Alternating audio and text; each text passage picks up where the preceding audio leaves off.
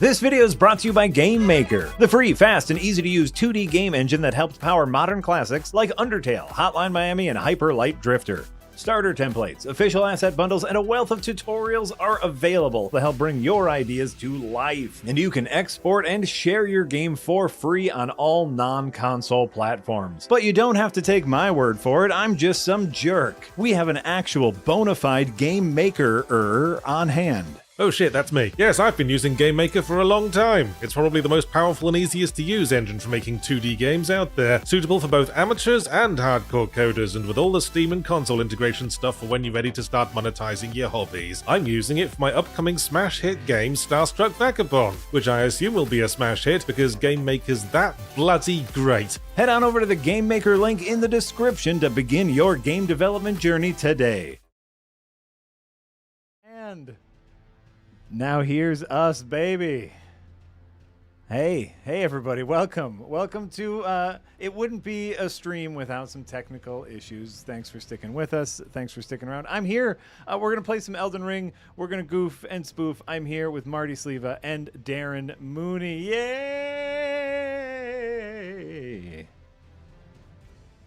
Darren, you're back. I am indeed. I was never really away. And I'm desperately hoping that my microphone still continues working. I want to apologize to everybody in the comments. That was entirely me, and to be clear. If there might be some minor popping occasionally from Darren's microphone. If so, we're aware of it. We tried many things. And honestly, I think this is just the best it's going to get. And that's perfectly fine with us.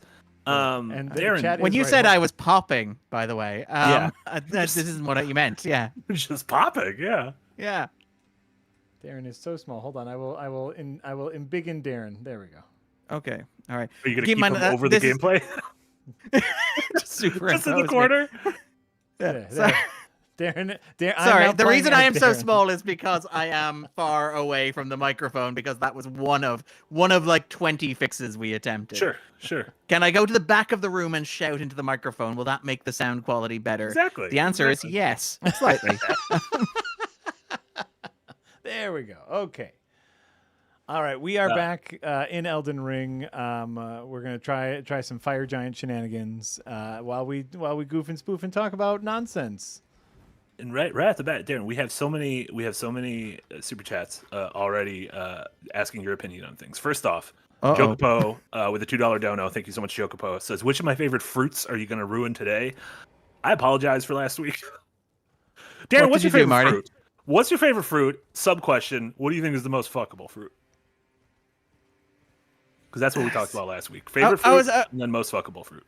Okay, well, favorite fruit is apple, just because they taste good, and that's primarily what I use fruit for. Yeah, that's like my primary grading on a fruit scale is like, do I enjoy the taste of this? Sure. Are you particular when it comes to apples? Are you like a Granny Smith man? Granny Smith. I'm a Granny Smith man through and through. Like, just again, nature's candy, I think, is how they've been described. So somebody who likes his sugar rush.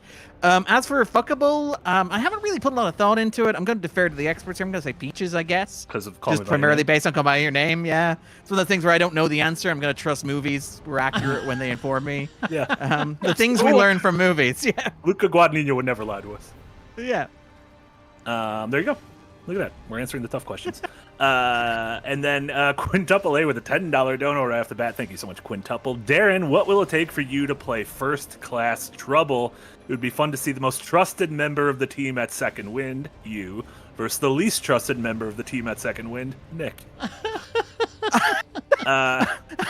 It's very true. I question those rankings. Yeah. I don't know. I don't know if I question those rankings. First Class Trouble is a game. It's kind of like a social deduction. Well, it's a video game, but it's the six of you in this kind of retro futuristic space station, and two of the players are evil robots who are their mission is to sabotage everything. But you don't know Among Us? which two. It's like Among Us. It's like a much more graphically intense and sort of mechanically intense Among Us. Not intense, but just. It's got more going on. But yes, we did play Among Us one Mooney family Christmas, and my parents were very, very confused. Why would you lie to each other? Yeah. This isn't how we played games in my day. There's an Among Us movie or show coming out, right? With like a big old star-studded cast. Is there really? Yeah, like Elijah Wood is like red or purple. Patton Oswalt. Well, he's Dan in everything. Stevens. Dan Stevens. Wayne Knight. While, Newman / the Wayne dinosaur Knight! man himself. Wayne Knight. Yeah. Listen, while Phil I Lamar. enjoy Patton, that man's bar of quality isn't always the highest in what projects he will be in. His kids have got college bills, you know. I mean,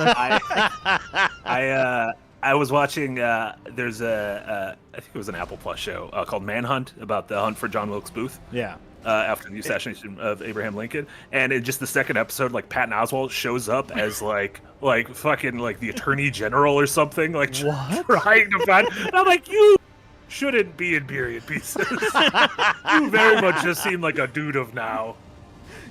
was it that face is seen an iPhone? I think is the common observation. Exactly.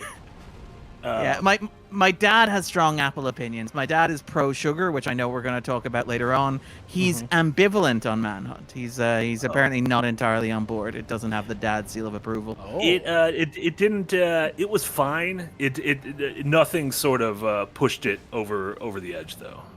Although Tobias Menzies, interestingly enough, plays I believe he's the Secretary of War at the time, who was like Lincoln's BFF, who's leading the manhunt against John Wilkes Booth. Tobias Menzies famously played Brutus in Rome. Yeah. And what did Brutus shout? Sic Septem Tyrannus, which is what John Wilkes Booth shouted when he killed Abraham Lincoln. So what you're saying is Tobias Menzies killed Abraham Lincoln. I'm not saying he did, but I'm saying there's still some questions surrounding it. The details add up. I've got a little whiteboard here with lots of red twine. Exactly. Fungus Finder with a $2 dono. We are going to have a good old-fashioned crawfish boil. Ooh, Sherry.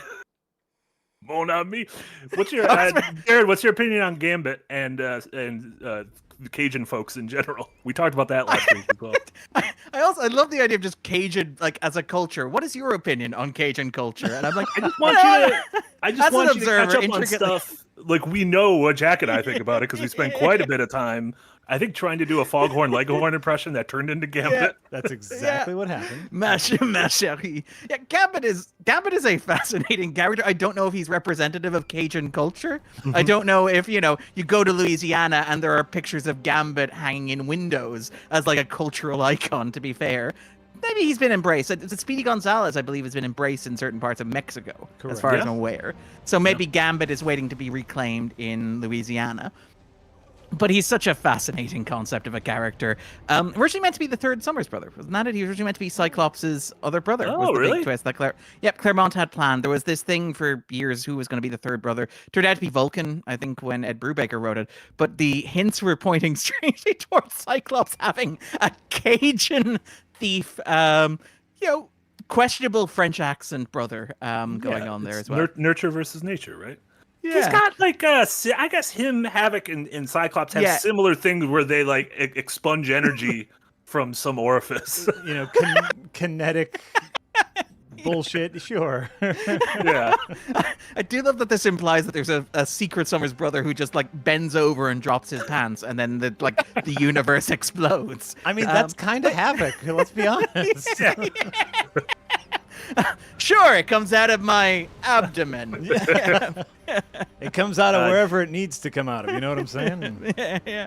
Do you think we're gonna finally see Channing Tatum as Gambit in Daredevil versus Wolverine? Daredevil and Wolverine, whatever that movie's called. Not Daredevil, Deadpool. You mean they're not going to bring back Taylor Kitsch, everybody's favorite movie star, from like January 1st, 2012? They really tried to make it happen.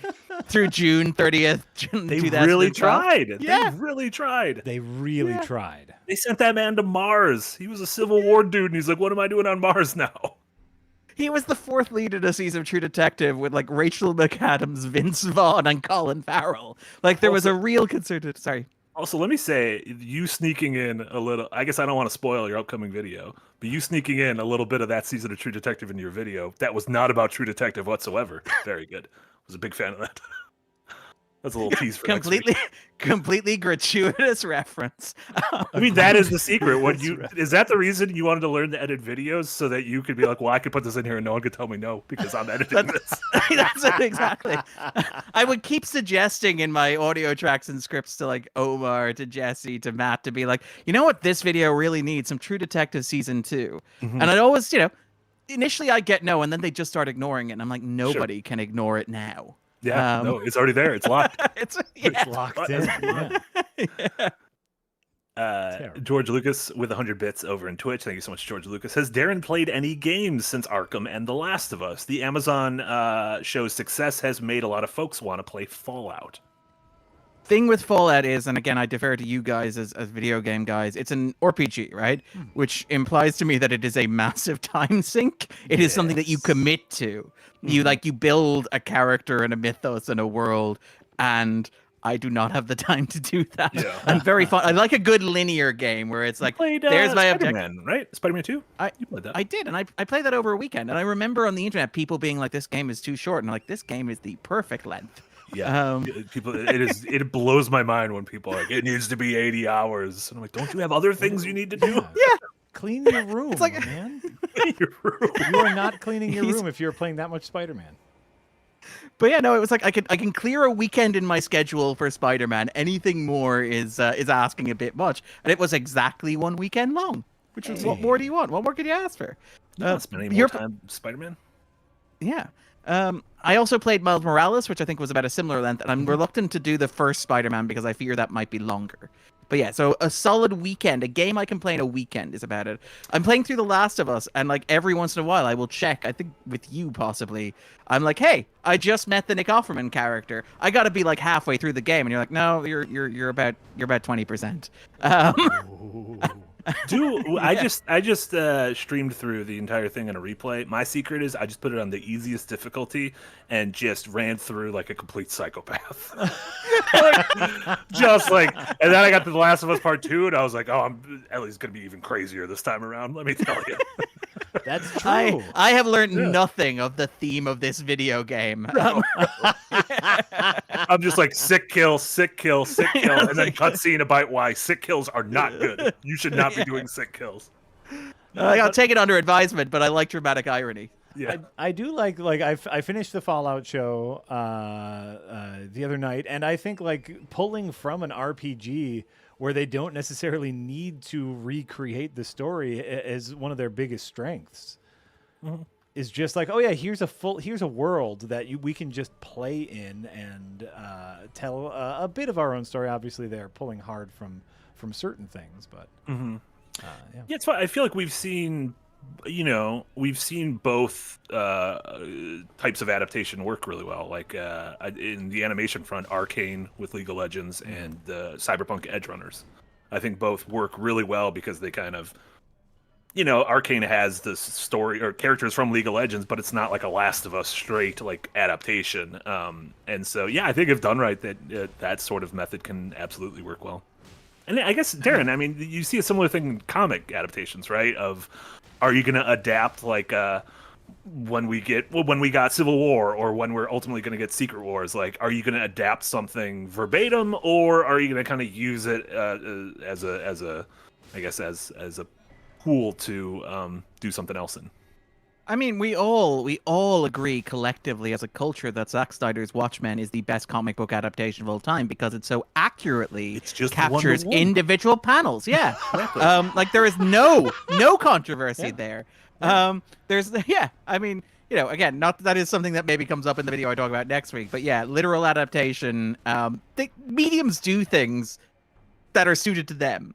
Like, good games, generally speaking, are immersive experiences where trying to replicate that experience in a narrative medium where the audience is inherently passive doesn't have the same effect. Mm-hmm.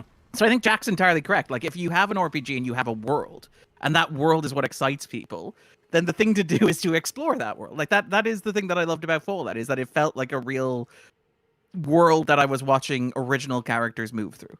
And that was kind of something that I think resonated with me and worked really well. That said, I've heard... The Last of Us is described more as a playable movie than a video game, and having played 20% of it, I guess, I can kind of feel that. It's very much you're on rails. Yeah. The game opens with you in a literal car where the only thing you can do is look around as the car drives in a particular direction. Yeah. And I'm like, I feel like this game is teaching me what it is. But yeah, I agree with Jack. I think like if you have these worlds, like the best video game adaptation before The Last of Us maybe was probably like Pokemon Detective Pikachu, right? Rampage. And that's oh. Well, he does care about that monkey. He loves that gorilla so much. What's the line where Then the Rock why goes, did he show up 7 hours late to set? No, because there was no giant monkey in that yeah. movie. That's how you get the Rock to show up on time. Like, is it Rampage has the moment where the Rock earnestly says of like a 6-story tall CGI gorilla, "I just want to know what's happening with my friend," and I'm like, "Aw, Beautiful. yeah, poetry." It was beauty killed the beast. Pure Pyro with a €2 dono. Thank you so much. I'm going to see Civil War this weekend. I thought Civil War was wonderful. I mean, I had a really good time. as much as that movie can be wonderful, which is a weird word to use to describe that movie. I really enjoyed my time watching it.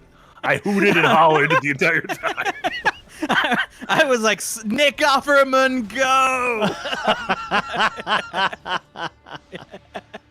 Violate those civil rights, baby! Offerman Nation Rise, hashtag. But yeah, no, Civil War is amazing. I actually had a really great time with Civil War, as you said. It's a beautiful film. It's haunting. It's really unsettling and deeply uncomfortable in a way that like a movie like that should be. Yeah. I really, really enjoyed it. And I found it really atmospheric. Did you see it on a big screen? See it on premium format? No, I didn't see it on IMAX or anything. I don't have an IMAX in Madison here, but I wish I could have because I was transfixed by the sound design and just by the way Garland shot it. Yeah, like it's beautiful. The way it uses focus is fantastic. Again, thematically relevant because it's a movie about journalists, and the key point is the journalists aren't worried about the context of the images that they're capturing and the moral ambiguity of that question.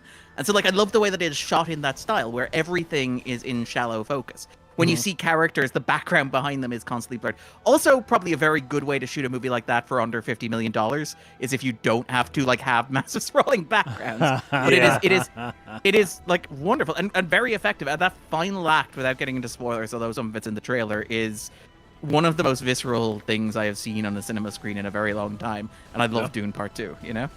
Yeah. How many times killing a giant goat? I saw you. Yeah, it was some sort of like a forest spirit, I think. Ah, okay. It's like a Jack, moose. What do you like a moose? It's like a moose. It's a moose loose regal about this ancestor. Yeah. Oh, okay.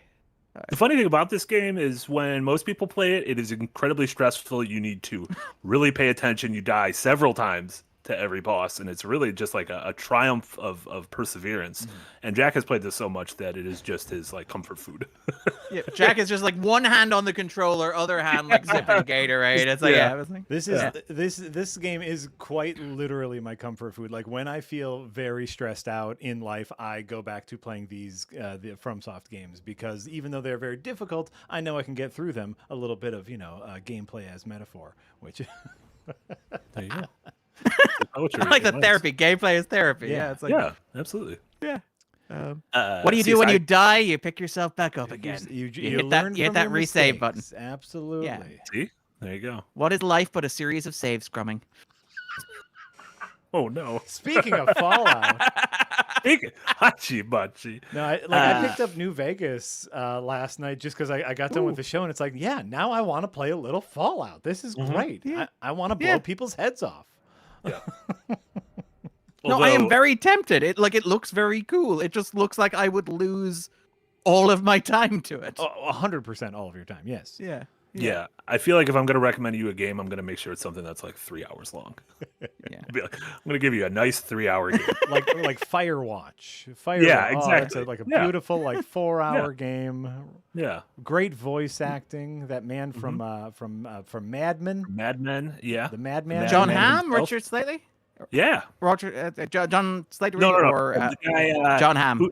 The guy who ends up sort of starting like the television side of the agency. He's got glasses. Vincent Karthauser? No. The guy. I literally just rewatched Mad Men like weeks ago. Okay. It's not Jared Harris, is it? No, it's not Jared Harris. He's one of the younger ones. We're running. I love that we're running He out of cheats on his Mad Men. wife It's once. not Peggy. Rich Summers. Is it Peggy? Rich Summers. It's the third Summers brother. Rich Oh, Summers. I love that it's like he cheats on his wife once, unlike all of the other characters in Mad Men who are paragons of. Harry Crane, which sounds like an alias. That does not sound like a real man's name. That's his Is character's that name? Jared Harris? Harry Crane. Oh, No, Harry Harry Crane. Crane is played by Rich Summer. Oh, he's the he tends to pop up in indie movies and stuff like that. He's generally quite good. It's always nice to see him. Yeah, Yeah. he's the voice Cheated on actor his- of Firewatch, and he kills cool. it, just nails Yeah. it. Okay, Yeah, awesome. that So is- the game must be shorter than The Irishman. That's the bar. That's It could only be one Irishman long. I mean, that's actually, if you're going to choose a movie, thankfully you chose one that's extremely long. So we're good. Yeah. Going over a couple more super chats. CSI Freak, thank you so much for 100 bits over in Twitch. Marty's favorite fruit is kumquats. That is true. Have you ever had a kumquat? Darren? I think we call them something different here. Not that kumquat isn't an appealing name. Duh. To be fair, because we are mentally 12. Let me just see. Yes. Oh, yeah. Oh, we went deep into it last week. I can That- imagine based on the very deep into it deep last and long. Deep and long. baby. Yeah, it was. I apologize to anyone who watched last week's and this week's, and if we do it again. Oh, I just have not had a kumquat. Yeah, neither have I. It's like a weird fake orange kind of thing. Oh, hey, fantastic. They're literally spelled in Australian English. They are spelled cum-quats. Oh, Jesus, Australia. Oh, yeah. I gotta Pull it love together. Australia. Yeah. Pull it together, Amy. What's going on down there? Amy. You gotta sort everyone's shit out. Yeah. Snake in the Garden with €2. Thank you so much, Snake. Snake, I also opened your Japan notes because I'm booking my trip, and I appreciate Snake in the Garden went to Japan recently and made some tips and tricks for me because I'm planning a Japan trip in the fall, so I appreciate very those. fun. Snake. Oh, amazing. I see Darren. Where are you going? I don't know. Konos atu to Darren Achara? Is that... Uh know oh. what that means? I feel like I don't know. I'm gonna run that through the Google Translator. Konosatatu! That's Irish. How are you, Darren, my friend? That's wonderful. Thank you for speaking Irish. Marty, that was your fault. I didn't recognize it. tried! Wow. I tried! Sorry. Marty, that was Apologies your to fault. Snake in the Garden. Yeah, Someone put sorry. some fucking Polish in this chat so I can just lord it over Darren. Fair. I'm not going to try to read it though. Like I'll not be like, what? How did you read that again? Konos atu to Darren Ashara? Konosatatu. I read it phonetically. That's not it. Listen, but fucking, I do 10,000 dumb things every stream. This one's not on me.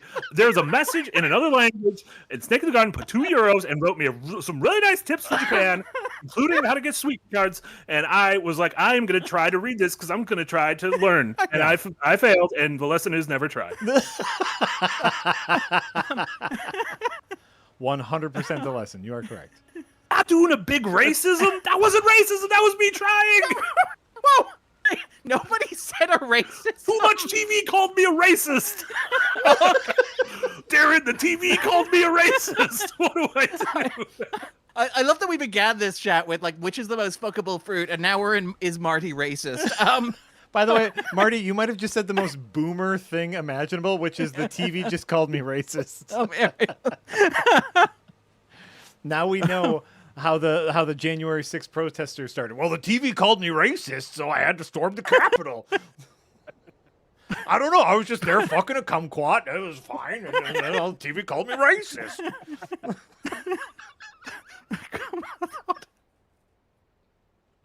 Kumquat was an instruction, not a fruit. But anyway, but yes, Tome Kama is the answer to that. Thank you very much. I'm very good.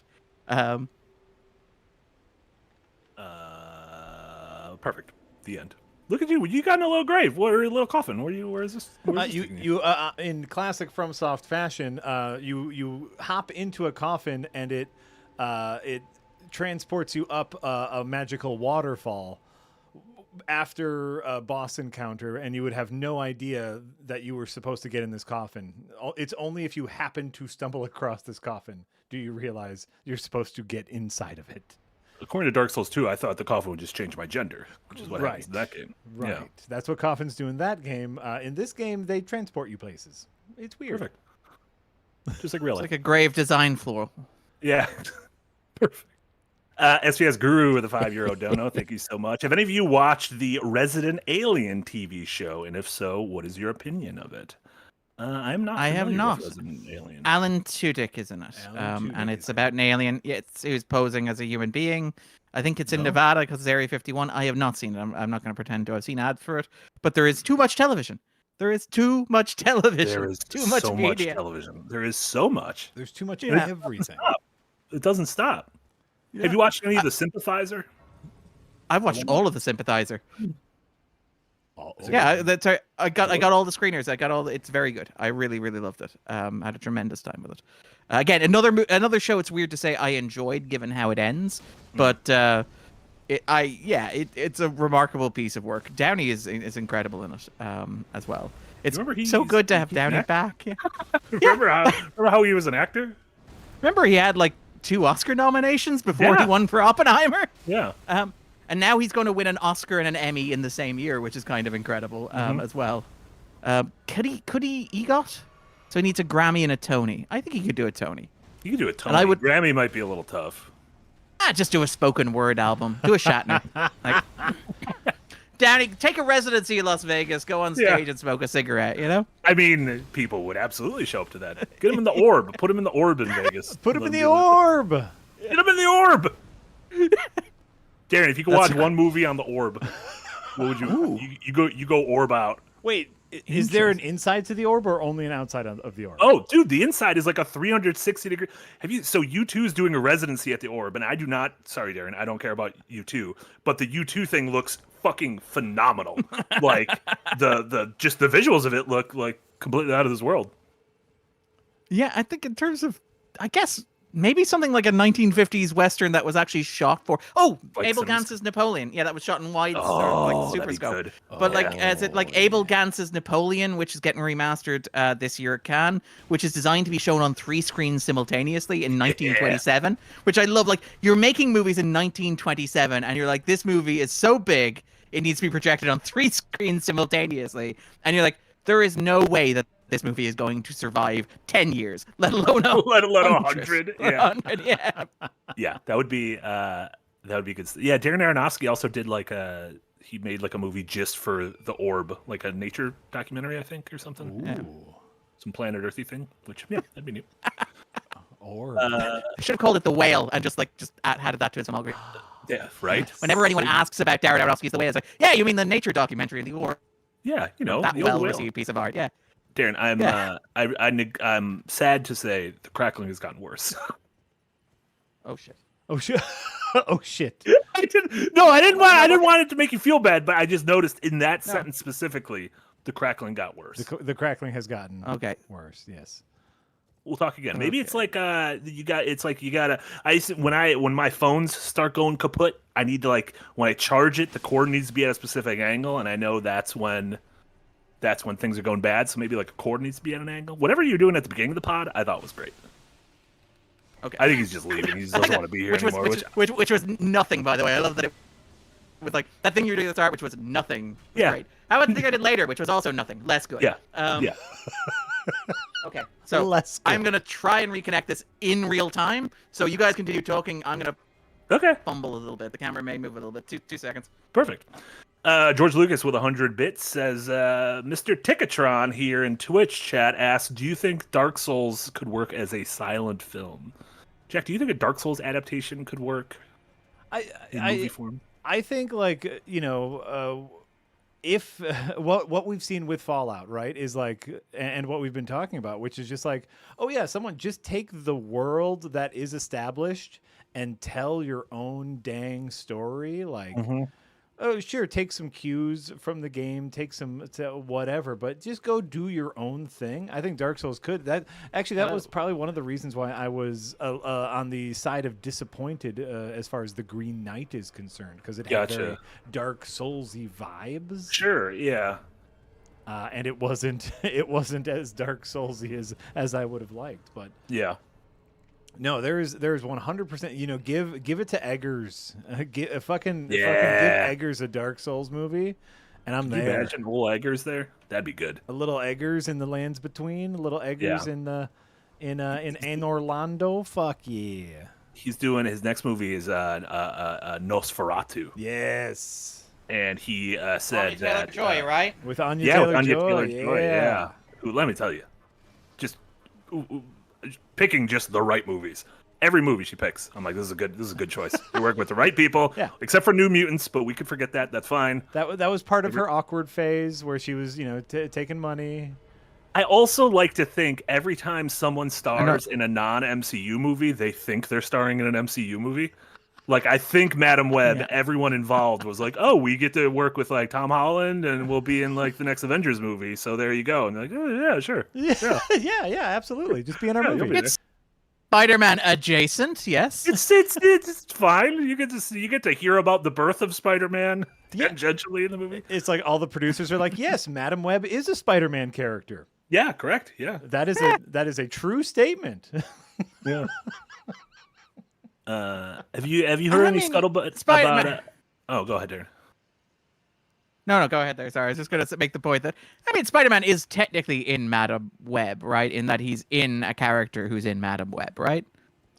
Oh, as in because his fetus is inside of his mother, so His fetus is inside Emma Roberts, yes. Yeah, sure. You didn't need to say his fetus is inside Emma Roberts. Like, that's a weird. That is weirder than saying his fetus is inside his mother. They're both weird. But they're just different gradients of weird. Okay. But yeah, can you imagine being Emma Roberts and being hired to do it and be like, you're going to be Spider-Man's mom, and I'm going to be in the next Spider-Man movie? No, you're going to be Spider-Man's mom. Yeah. Oh, so like Marissa Tomei. Yeah, sure. Yeah. Spider-Man's mom, exactly. Like yeah, that. don't worry Yeah, about it. like Just that. like that. Yeah. Exactly. Yeah. Drew Wobser with a $4.99 dono. Thank you so much, Drew. Listening to film scores helps me work, and the Trent Reznor, Atticus Ross scores are usually the best at this. Social Network, Dragon Tattoo kicks right now. Any score recommendations? Challenger as well, while you're on the Ross, and yeah, that is incredible. Yeah. The Challenger score is among their best. Also, their Watchmen score for HBO, I love as well. Yeah, that was a great one. Is it None with a Gun is one of the best tracks on there.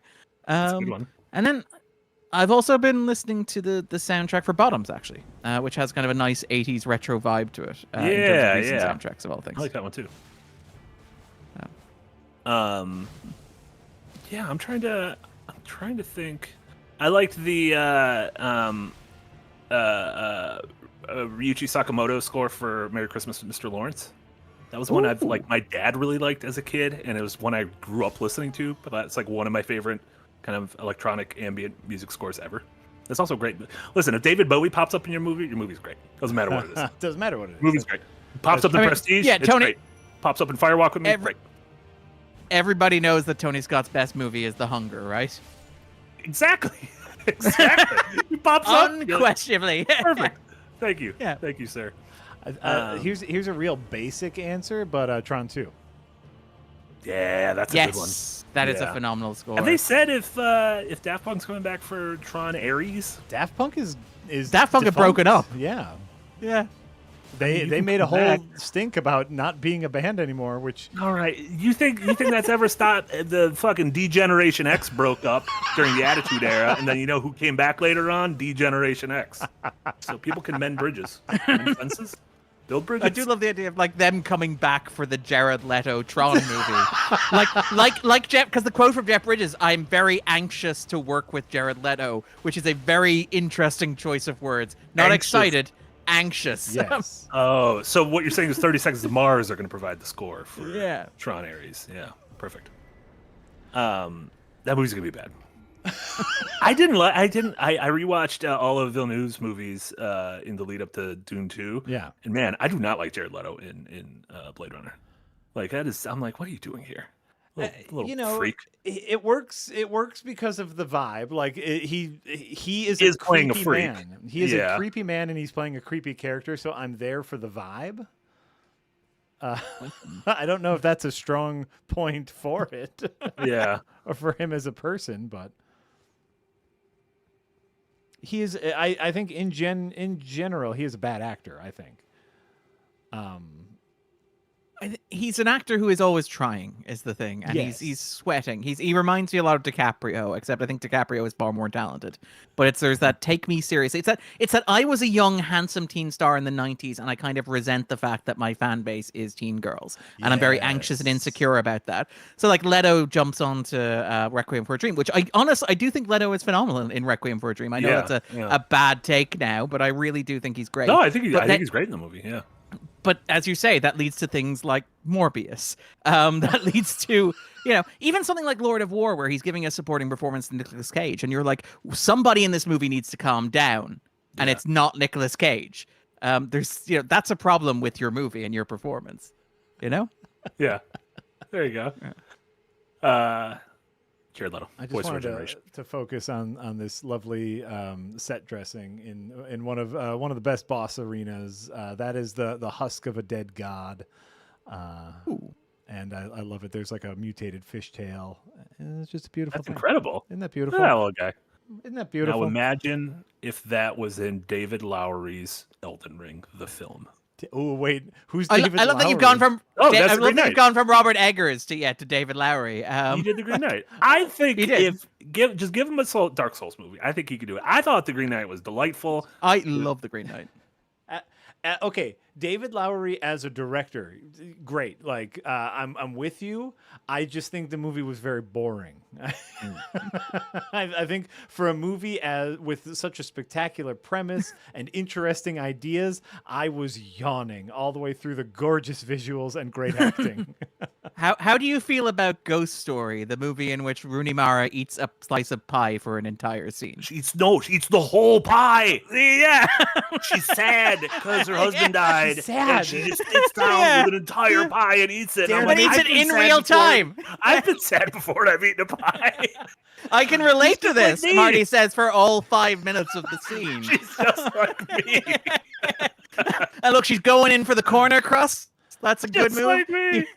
And sometimes boring can be good. Boring isn't inherently bad, in my opinion. I think, Darren, I remember us talking about this when we were talking about The Haunting of Bly Manor, where like there are long stretches of like just nothing happening, but it's like it's vibes. It's all vibes and ambience, and I was there for it.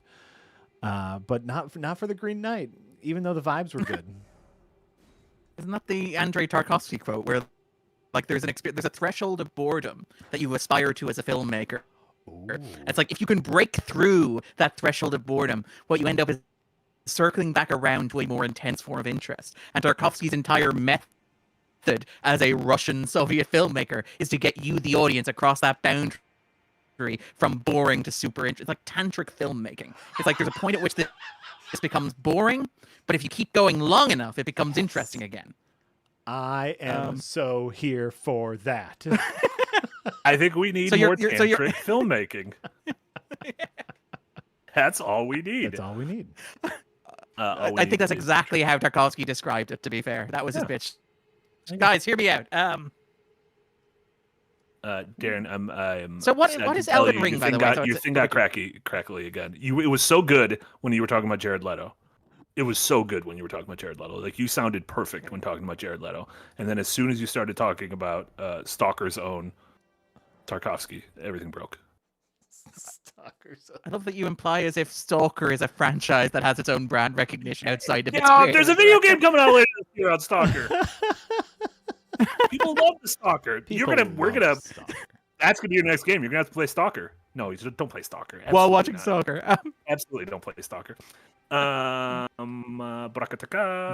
John Brooks with a £10 dono. Thank you so much, John. Seeing reaction channels discover Memphis Belle after Masters of the Air. Do any of you think of a different movie after watching a series, or vice versa, for a different take on the same subject? Do any of you often think of a different movie after watching a series? So like Oppenheimer and Black Rain would be an example that I would think of there. Where it's two very different looks at the dropping of the atomic bomb. Quite a few. Like, I mean, the Nixon presidency is one of those that I'm fascinated by. Whenever comes up in pop culture, I'm immediately interested because it's such a weird moment with so many different perspectives in it. In terms of particular events, I'm trying to think. Like it Actual would be historical hard- event, yeah. It would be hard for me to binge like historical JFK movies. assassination movies. Exactly. I think there's like lots of really interesting topics, but usually if I watch a movie, then I'll need some sort of different medium. Oh, maybe I'll read a book. Maybe I'll like listen to a podcast on something. Back-to-back movies about something would be difficult, I think. A particularly heavy subject matter as well. Right. I like Black Rain is one I watched. I watched that after Oppenheimer. And it's obviously not an upper, not a happy film, but is to be clear, by Black Rain I mean the Japanese film Black Rain. I don't mean Ridley Scott's Black Rain, which is set in Japan. To be clear, that's an interesting double feature for very different reasons. Sure. Yeah. What's the best pairing of movies with the same name that are completely different? There have to be like how many movies called like Instinct now? Sure. and Yeah. yeah. Rain Over Me and another Rain one- of Fire.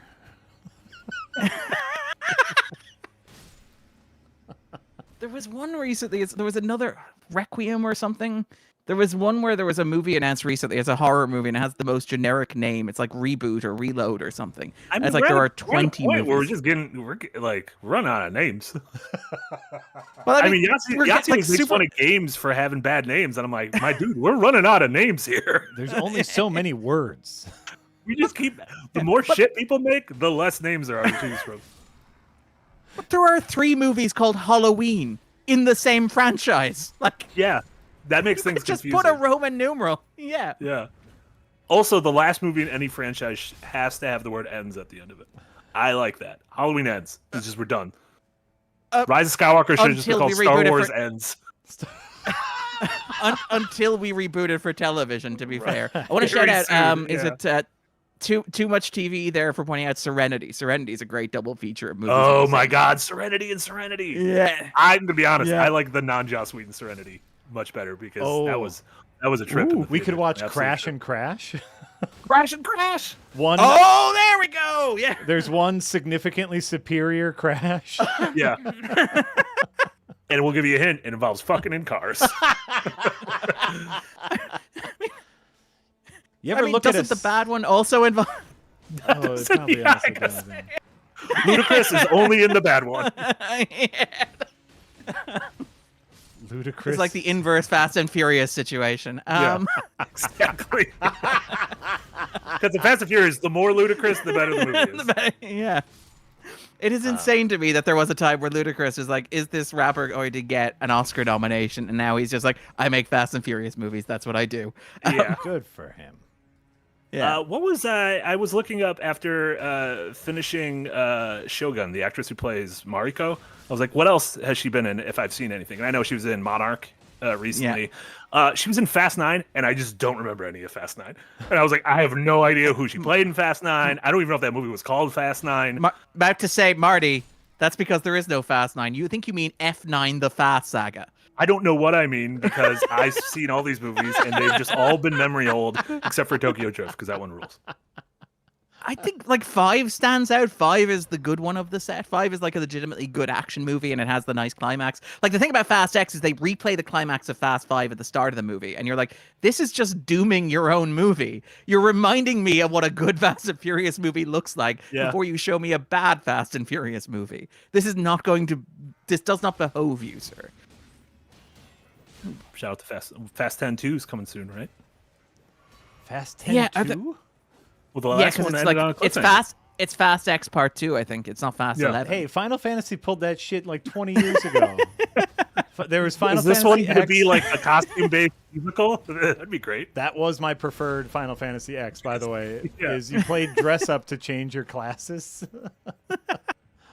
Well, the thing about the Fast X situation is that like Vin Diesel promised that they were going to end after 11. So his solution is the next one isn't Fast 11, it's Fast 10.5. Oh my god. Is that is the truth? That is a thing that is real? I suspect that may be a factor, yes. I mean, Vin Diesel's thing was always like, look, we need to wrap up the series. So we're going to do it. We're going to end. We're going to give you one final trilogy of Fast and Furious movies. Yeah. Oh, 3? Like, do we need this ready? Yeah. And also, But The Rock's listen, back, baby. I don't want to jinx it, but Darren, your audio sounds very good right now. I don't want to jinx it, and I know I probably just jinxed it. Now you've jinxed it. You sound crisp. You sound absolutely crisp. So the key is for me to talk about Jared Leto and The Rock and Vin Diesel. Talk about people who show up to set too late. If you talk about anyone who shows up on time, everything's gonna be fucked. Yeah. King Dead with a $5 dono. Is Irishman a standard measurement of length in Ireland, like football fields in the U.S.? You measure time. Oh, like how far away is that? It's just like hop in the car, it's an Irishman away. Yeah, but an Irishman is precisely the length of time it takes to get from like the north coast of Ireland to the south coast of Ireland. So yeah, that about maps. One single Irishman. There was a while in the early pandemic when time was flexible. I started measuring things in units of like a single Irishman or 2.5 Irishman. I was like, yeah, I can get that report into you in like 0.5 of an Irishman if you give me time. Wow. We all handled our COVID depression in different ways. Yeah. It's like I'll have it to you by Jimmy Hoffa's assassination. Wow. A lot of editors just stopped emailing you back and be like, I can't handle this. This is scary. It's like, I needed by the scene where they're like those two guys, Sattler and Wardorf, in bed together in the apartment. Yeah, that's what I need this by, and I need it now. And I need it now. And I need it now. Now. Vincent Kwok over in Twitch. Thank you so much, Vincent, with 100 bits. Darren, what do you think about Shogun using fictitious names instead of the real ones? Wouldn't using the real names be more immersive, like the TV hit show Rome did? Speaking of Rome, second Rome drop today. Shout out to Rome. you invoked it. I mean, Wait, the thing with immersive? That's a weird way to. Yeah, I think it's just like, wouldn't it be more, what's the equivalent of immersive when you're watching? Realistic, I guess, or. I think you could say immersive in terms of like a world. It creates a world that you lose yourself in. Perhaps, Sure. Is the way to kind of it makes you think the world is real, tangible and tactile. Obviously the thing is this is based on the James Clavell novel of the same name, which is the cornerstone of his Asia series. And by the way, every person over the age of 50 I have talked to in the past like 2 months has been like, I read Shogun. It was a big deal, yeah. It's weird because I'll be like, that's okay, but I just want to buy this pack of digestives, please. And they'll be, I read Shogun. Man at the corner store, please stop telling me about this historical book. Yeah, but it's hard to overstate how important the book is. And like, again, we live in the IP age. Like, the reason Shogun got made is because people over 50 remember Shogun, even though it is based very obviously on historical facts. Mm-hmm. You can go, there is a one-for-one comparison between the figures in the book and in the original miniseries. And in this miniseries, and but the fact that it's based on the book is what got it made, and the fact the book was a bestseller is what got it made. So the IP, unfortunately, I think is paramount. And I do, part of me wonders if, it seems to have been a massive hit for FX. It seems to have been an absolutely huge hit, particularly early in the year. And I'm wondering now, the production team has said they're done. Obviously, the actors have said they're done. Yeah. Is FX looking at the possibility of the other 4 books in the Asia saga or the Asian saga and going, can we adapt one of those as like a Noah Hawley-esque Fargo thing? Yeah. Where every season will be a new story in a different period of Japanese history. I do wonder if get back to IP. There would be no crossover characters or anything. Yeah. It wouldn't be they're like separate by centuries. Tokyo actually. Rain Yeah. Yeah. No, it's like the final one I think takes place during the 1960s. Oh wow. That's much. There are descendants. That's much later than the original book, or than. That's significant. Like Shogun, the miniseries. That is at least 25 years later. Yes, at least technically correct. But I do like, and the way that you connect it is that you have descendants of the original characters. So the descendants, like the Asian saga. Again, I haven't read it. I've talked to my dad who has read it. They're all related to one another. So you could conceivably bring back actors that way if you wanted. Where Anna Sawai would be playing her great granddaughter. Oh yeah. And you could recast it if she didn't. That sort of thing. Sure. Yeah. I do love the comment from Old Hunter that the problem is that none of Clevell's other books are nearly as good as Shogun. Yes, that is an issue. Yeah. Yeah. That's all right. That's only an issue for like season 3. Like everyone will remember how much they loved the first season, so everyone's going to watch the second season. But then when season 3 comes around, they'll go, I'm done. So they can definitely squeeze another turd out of this, or a single. Yeah. They can squeeze a single turd out of this IP. Yeah, I kind of just wish it was just one. I think we should be able to have just one nice thing without it having to be more nice things. And I think Shogun is one very nice thing, and I don't think we should need more of it. That's a lovely and naive sentiment. I know. Especially from the Disney Corporation. Right. Yeah. Mufasa, The Lion King Part 2, coming soon from Barry Jenkins. Listen, like, do you remember like the absolute like press victory lap Hugh Jackman went on after Logan? It's just like, oh man, I get to close out this character exactly how I wanted to. What a joyous time for me. My reign as Wolverine is done. Yeah. What could possibly go wrong? And then they're like, here is a blank check. You can put as many zeros at the end of it as you want, and just keep putting zeros, and then please come back. And please, if you could, please come back just for a little bit. Here's your yellow costume. We'll digitize a mask over you, and it will look bad. And there we go. Please come back. Oh. Yeah. How'd Reminiscence open for you, Hugh? Yeah. What's Hugh's last big? I guess The Greatest Showman, right? Was that his last big movie? His last big movie is like, that's 2017. That's shortly after Logan. That's Christmas 2017. And even that disappointed when it opened. It had long legs, though, right? It had really long legs, phenomenally long legs. That ran for like 6 months in theaters, I think. Yeah. Speaking of long legs, have you heard about this Long Legs movie? What's going on with that movie? The Nicolas Cage Long movie? Legs? Isn't it the Nicolas Cage horror movie that has this really great? It has a really great like promo tour so far, where no one knows what this movie's about, but it has very scary trailers. Yes. Yeah, it's called Long Legs, starring Nicolas Cage. I don't know if he's maybe he's got long legs, or someone with long legs is chasing him. Maybe the legs are metaphorical. We don't know yet. Always. How are you guys not on this long legs train? I have a whole text thread with the boys, and we're just talking about long legs all the time. Long legs and cuckoo. Have you heard about Cuckoo? I'm very excited for Cuckoo. That's Dan Stevens, and is it Taylor Schaefer? Is that the Hunter Schaefer? Hunter Schaefer, one of Kojima's new BFFs, appearing in Kojima's upcoming horror game Overdose. Very excited about that. I don't know who the we was in that. I'm very excited. I do love that, like, Kojima, I don't know video games, but I know Kojima because he's like a cultural figure, and he seems to be mostly using his video game success to hang out with celebrities that he likes. And he does it so well. He's like, I watched Fallout.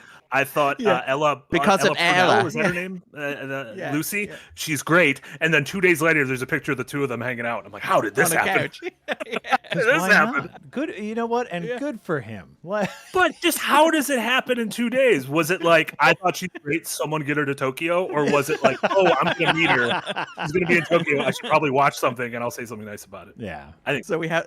He does say, like, watching Fallout because of Ella, I think, which was an interesting choice of words, where I was like, wait, is he, like, president of the Ella Purnell fan club?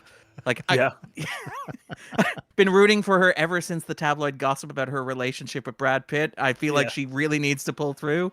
I stopped watching Yellow Jackets after episode 2 of the second season. That's not real with Brad Pitt. Do you know, that was the big rumor. It's not real. It's been denied by both of their PR firms. Yes, but this was around about 2017. This was like an older famous man could date a younger woman. Marty, I don't want to scandalize you, but it may shock you. Like, Google Jerry Seinfeld 17-year-old. Pop-Tart movie. Pop-Tart movie. On Netflix, unfrosted. Definitely accessible. I just came across is someone posted like a stand-up routine of like doing stand-up as Jerry Seinfeld, to be like, don't you hate it when your girlfriend only talks about math homework? Yeah. Isn't it terrible when you're the same age as your girlfriend's parents? I will say, when I was at at the weekend I was in Czechia. I gave a lecture on Oppenheimer. I was discussing the biopic, and I mentioned like the biopic, the product pick, basically. Yeah. The movies like Barbie, etc. And I mentioned Unfrosted, the Pop-Tarts story directed by Jerry Seinfeld, seemingly a passion project for him, coming out the following Friday. And it got possibly the biggest laugh I have ever received in my life because I don't think people believed that movie existed. Yeah. I thought they were like, what a witty and crazy idea for this guy lecturing me on Oppenheimer to imagine a world where Jerry Seinfeld's passion project is a movie about the invention of Pop-Tarts. I like that hundreds of people this weekend are gonna be like, oh, that dude wasn't kidding. It was. They're gonna load up Netflix and be like, oh shit, I thought he was joking.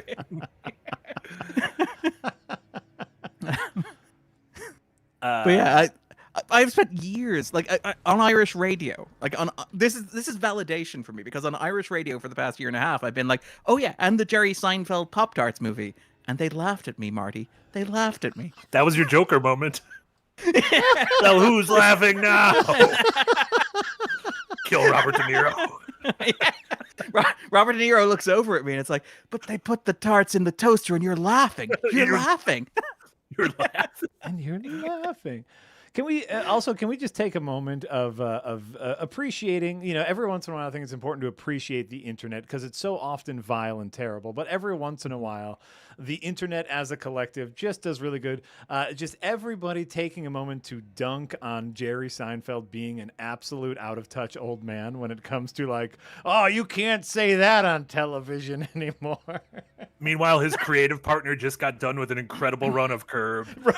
It's Always Sunny has been running for like 37 seasons. Right, doing literally the thing he said you can't do on TV anymore.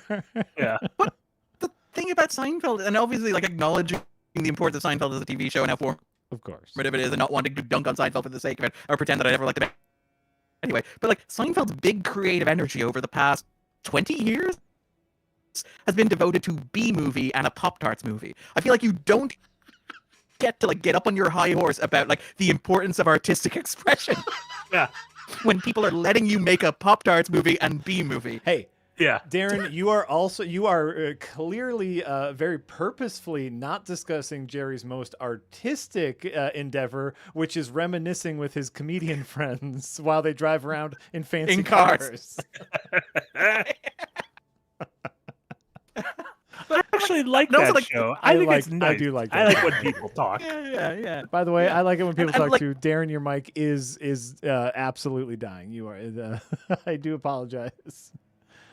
No. But your Some mic people think is it's no a longer. bit rate thing. There's some theories about bit rate. There's a theory. There's some. Eric is doing some behind the scenes victim blaming on you, Jack.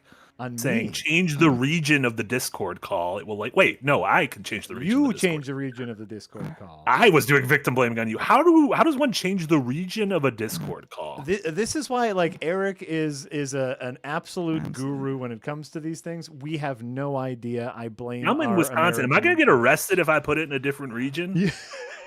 Hello. You're going to VPN it? Yeah. Am I going to VIP it? I mean, you're still like we're hearing you. There's just little. There's like sprinkles everywhere. You're just craggles. Yeah, Snap there's sometimes. I'm sorry. There's sometimes. I think this is a topic thing. When you're talking about Kojima, everything's fine, and when you're not talking about Kojima, everything breaks. That's exactly what it is. There's really no way of knowing. I'm just gonna go over some more super chats. Stink of the Garden with a €2 dono. Thank you so much. Yeshtem najlepsha, Marcin. Translation: You're the best, Marty. That was Polish. Look at that. Someone can speak a little Polish. Doesn't sound like an asshole when he does that, does he? I still sound kind of like an asshole because I brought up the other thing. Yeah, but that's just me. Oh, Eric just sent me top right. You'll see a drop down. Thank you, Eric. Fucking, where is that? Oh, I did a pop out. Right. You'll see a drop down. Oh, region automatic. Okay, we got Brazil, Hong Kong, India, Japan, Rotterdam, Russia, Singapore, South Africa, Sydney, U.S. Central, U.S. East, U.S. South, U.S. West. I mean, I don't think. What if we do U.S. East? Well, U.S. East is between us. They don't have right? like a UK? No. They actually don't have anything in Europe, which seems strange. That seems let's racist. do U.S. East. Hello? Can you hear me now? Is that better? Oh, that sounds beautiful. Did it? Okay. Yeah. Hello. Keep talking, Okay. Darren. I'm checking my end. My recording seems okay. Like it seems like the audio into my computer is not like peaking or scratching or skipping. I don't want to say Eric fixed things, but Eric generally fixes things. Thank you, Eric. Eric fixes things. Eric is titular the fixer. I don't even know what the fixer is. Is that a show? Eric Movie? Fixes things sounds like a euphemism where it's like, No, he's don't like the worry, wolf. Eric. Yeah, Eric will fix it. It's Yeah, like, you call the wolf in. You call Harvey Keitel in to yeah. get rid of the dead body in the backseat of the car. Somebody's in Nick's Twitter mentions, but don't worry, Eric's gonna fix it. Exactly. Yeah. Well, every time you crack, I'm just going to change a different region. It's going to be very exciting to see which region is the best for all of us. So there you go. Great. Thank you, Eric. Eric, you're the best. Fred E with a 49 dono. Thank you so much. How do your roles at Second Wind differ than at The Escapist? Any duties that y'all share or delegate? I mean, yeah, we have to. There's just no one above us. So I think our roles are quite a bit different. Jack's role, especially, like you're doing, like there's you're talking to lawyers. I'm getting contracts taken out for, Nick and I do payroll. You had to go to a bank this morning, Right? Someone paid us with a paper check. Who does that? Was it giant? What? Publishers Clearinghouse. Yeah, it wasn't like. Did you have to walk into the bank with a giant check? Like, No, it was a normal size check, which I cannot tell you the last time I have seen a normal paper check. Everything is digital now. Yeah. So I had to have a very awkward conversation with this lovely teller where I said, "Am I able to sign this? I don't know." Yeah. Yeah, we have to do all sorts of wonderful and bizarre things to make sure that we keep the lights on. There you go. But I mean, a lot of it is also the same. Where Marty is still writing articles, and also Marty, you are essentially our head writer. Yeah, and doing in terms of ads, I usually do a first run of copy for the ads. That's something different than before. I wasn't doing that before. And then just editing most of the scripts that come through for your cold takes and whatnot like that. Launching new shows, which we'll be telling y'all about soon. So it's it's a lot of the same work, along with the more everything has to be done by us because there's not just departments above us doing all that stuff. So, yeah. I mean, Darren, your stuff right now is pretty much the same, except you've learned how to edit video. That's a huge difference. I have been absolutely spoiled by the fact that everybody else is doing more work and I'm just doing all the shit I usually did. Like I'm well aware of how extremely lucky I am in this situation. Listen, but yeah, you have learned how to edit video, even though we keep telling you we can edit your videos, and you just keep editing them, and they keep being great. So something's going to happen at some point. I don't know what it is, but you're just going to take Omar's job. I think that's it. But no, well, I figured I should, this is a video website. I'm surrounded by people who are incredibly talented in the area. I should at least be able to, do the equivalent of pronouncing Konisatotu when I see it written down. That's what I aspire to doing. That's what I aim to do. Oh. He just linguistically changing the region back. I'm going to change the region back, and you're going to sound like shit. So. Let's see how that works. Too Much TV is back with a $5 dono. The TV is back. It called me woke.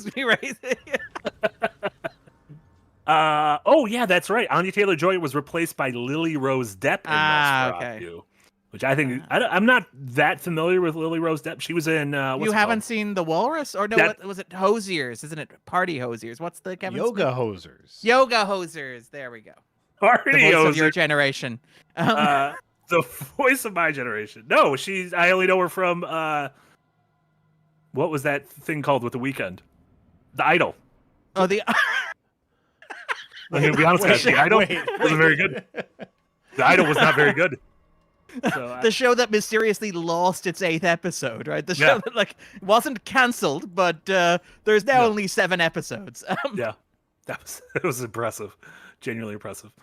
Also, Robert Downey Jr. is an extremely accomplished jazz vocalist, so he could get an EGOT. Oh. Are you sure you're not thinking of Harry Connick Jr.? Because when I was younger, I got Robert Downey Jr. and Harry Connick Jr. confused. Look, Darren, I don't like this look in your face. Gothica.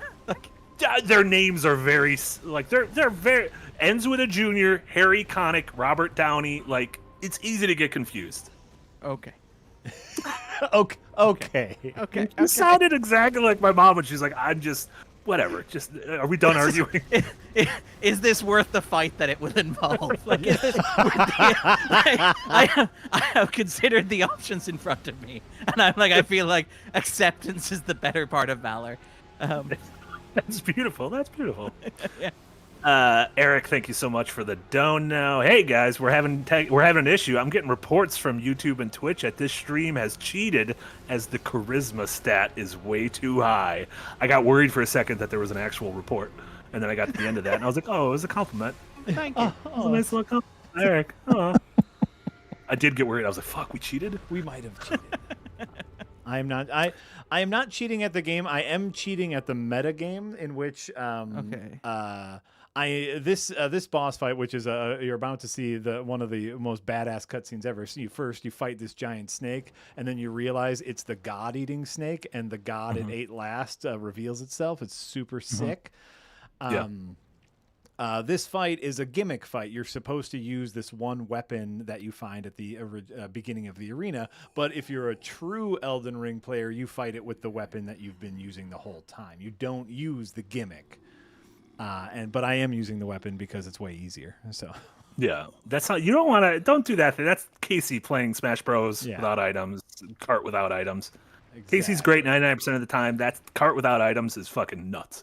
That is crazy. Who wants to play Mario Kart without items? Right. Look at this big snake. Oh yeah, look at this man. And then he's pulling this giant sword out from the snake mouth. It's sick. It's sick as fuck. The boss fight kind of sucks because you use the one. Boss fight kind of sucks. Yeah, but the arena, the look, it's sick. That sword, it's got a lot of tendrils on it. Yeah, this is heavy metal. How far are you into this, and how much longer is left on the play? Like, how many rounds of this are you going to have to do before you complete it? I don't understand video games. Oh, that's fair. You can beat the game, like even if you're playing relatively slow, you can beat the game in 15 to 20 hours. Pretty average. There are a ton of optional bosses. Even this boss is optional. Okay. Yeah, and since this is Jack's like umpteenth playthrough, it's more of just like, what do we want to do today? Yeah. Like, oh, we'll go here today, and oh, we'll go over here. So it's mostly just like, because there's a new the reason we're doing this is because there's a big expansion coming out in June for this. So Jack's just kind of like getting a new save file ready. So that we can jump into that when that comes out in June. But yeah, the game is sort of open world, and I mean, I guess similar to like you mentioned Fallout, of that. If you just want to mainline the things you have to do, you can get through the thing relatively quickly. But if you mosey off the beaten path, then you can spend dozens and dozens and there's only there's 4 or 5 more actual bosses to game completion. So yeah, today I'm just kind of farting around, doing cool stuff. I'm just farting, y'all. That's all I'm doing. My wonder, to chat about the game for just a smidge before we go back to spoofs and goofs, is there is a moment, Darren, that you have a guide through the game. You have this lady that kind of is your guide throughout the game. And at one point you beat a boss and the guide says, hey, in order for you to finish your mission, which is literally to kill all, not just gods, but the mega god, the omni god, the god above all the gods. That is your job in this game. In order to do that, I need to sacrifice myself to burn down like the source of God's power, the Erdtree, right? My question is, in going into the DLC, will it make a difference if you have burned your maiden or not? Will that like change the story in any meaningful way? Which is why I haven't really been focusing on the fire giant and the burning of the maiden for anyone interested in that. Yeah, because it'd be a bummer if they were like, oh, there is, and you want to do the other one, and you're like, well, I guess I have to start another playthrough. I mean, like, that would really stop you. Right, exactly. But Darren, were you aware that this is the game that George R. Martin provided assistance on the lore of? I was not. I am curious that there seem to be a lot of video games about killing God. Because that's the point of like Ragnarok as well. That's the point of Ragnarok, and that's like killing like the Norse pantheon and everything. Yeah, I kind of love that like video games are like, what's the most exciting thing to do right now? What if you could kill God? Have him kill God. Very Jack Kirby. Yahtzee always jokes about how a lot of Japanese role-playing games and a lot of anime in general sort of culminate with you killing God using the power of friendship, which I think is beautiful because I think, I think that's nice. The backstory here, the side story, the thing about this game that's wonderful is like the story is very tertiary. It's very like out of the way. But if you look for it, it's this really fun thing about kind of the main god of this land wanting to test her own faith in the Omni God. So she starts trying to disprove that God exists, and she starts trying to kill that God to prove that it's not a god. And so like that's kind of the impetus for the game, which I think is lovely. Is like, okay, this god gives me unimaginable powers. Like I can do amazing things because of this god. But is it really God? Let's murder it. Could God create a player that could kill God is the question. Could God create a player so strong that they could kill God? And like that's basically that's a great the philosophical question, right? Yeah. Chicken or the God egg? The chicken or the God egg. And at the end, you do end up killing God if you win. So there you go. Fascinating. God is just a creature at the end of the day, which is kind of neat. Okay, there's Rykard. I guess very preacher of it. Yes. I love Preacher so much. Anyway, sorry. No, as you should love Preacher. Okay, I guess we got to go tackle that darn fire giant. He's the next big boss. Yeah, he's being a real jerk last time. He is being a real jerk. Oh, no, wait. Maybe we can fight a big lightning dragon. That'll be fun. That'll be fun. Have you done the easy castle at the bottom yet with the cool wolf on the beach? The wolf knight? Wolf on the beach. Early castle, just south of where you start. You go to that castle and then you fight like on that beach. Yeah. The Castle Lorne, is that it? Lorne? Castle Lorne? Castle Morn, and you fight the Leonin Misbegotten. Leonin Misbegotten. That was always like that was. I was so excited the first time I got there because I was like, I bet no one's ever seen this before. I found a wolf knight on a beach. It was very cool. Yeah. Getting back to Super Chats. Tassadar, thank you so much for the dono. So good to see Darren back on a live stream. How did you enjoy Czechia? Czechia, Darren. Is that is the Czech Republic called Czechia?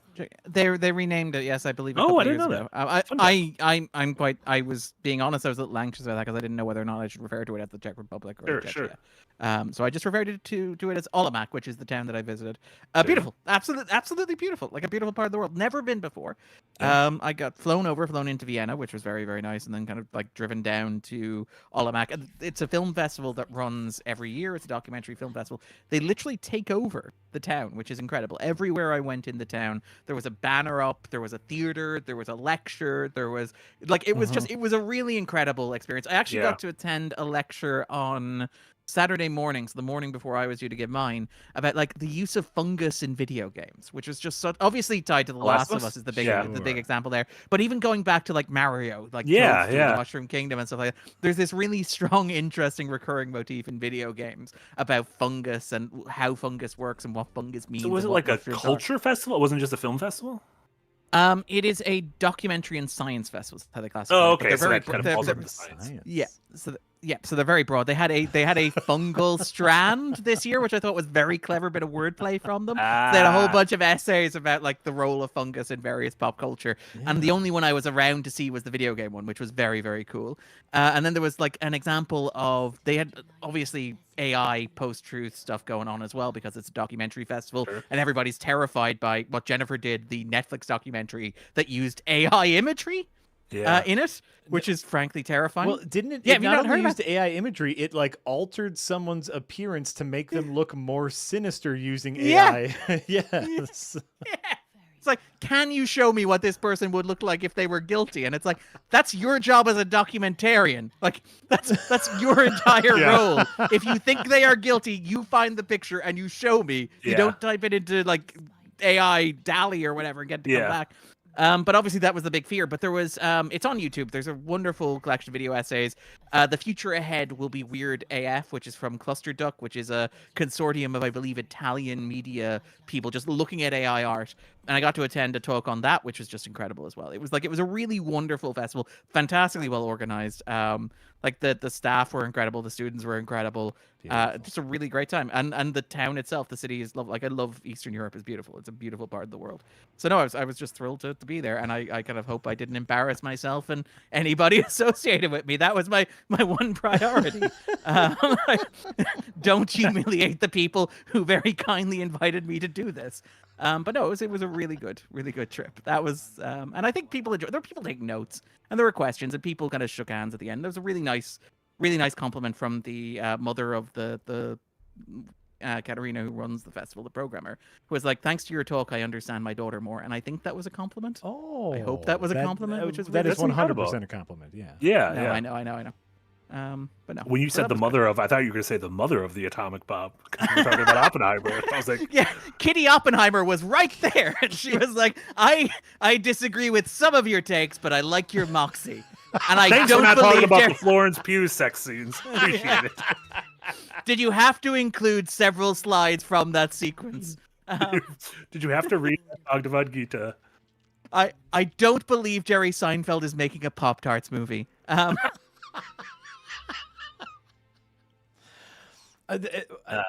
Honestly, like, and I've probably talked about this before. One of my earliest memories, like if you've ever gone down that rabbit hole of like what your earliest memory is as a child that's not from a photo or not a story you told.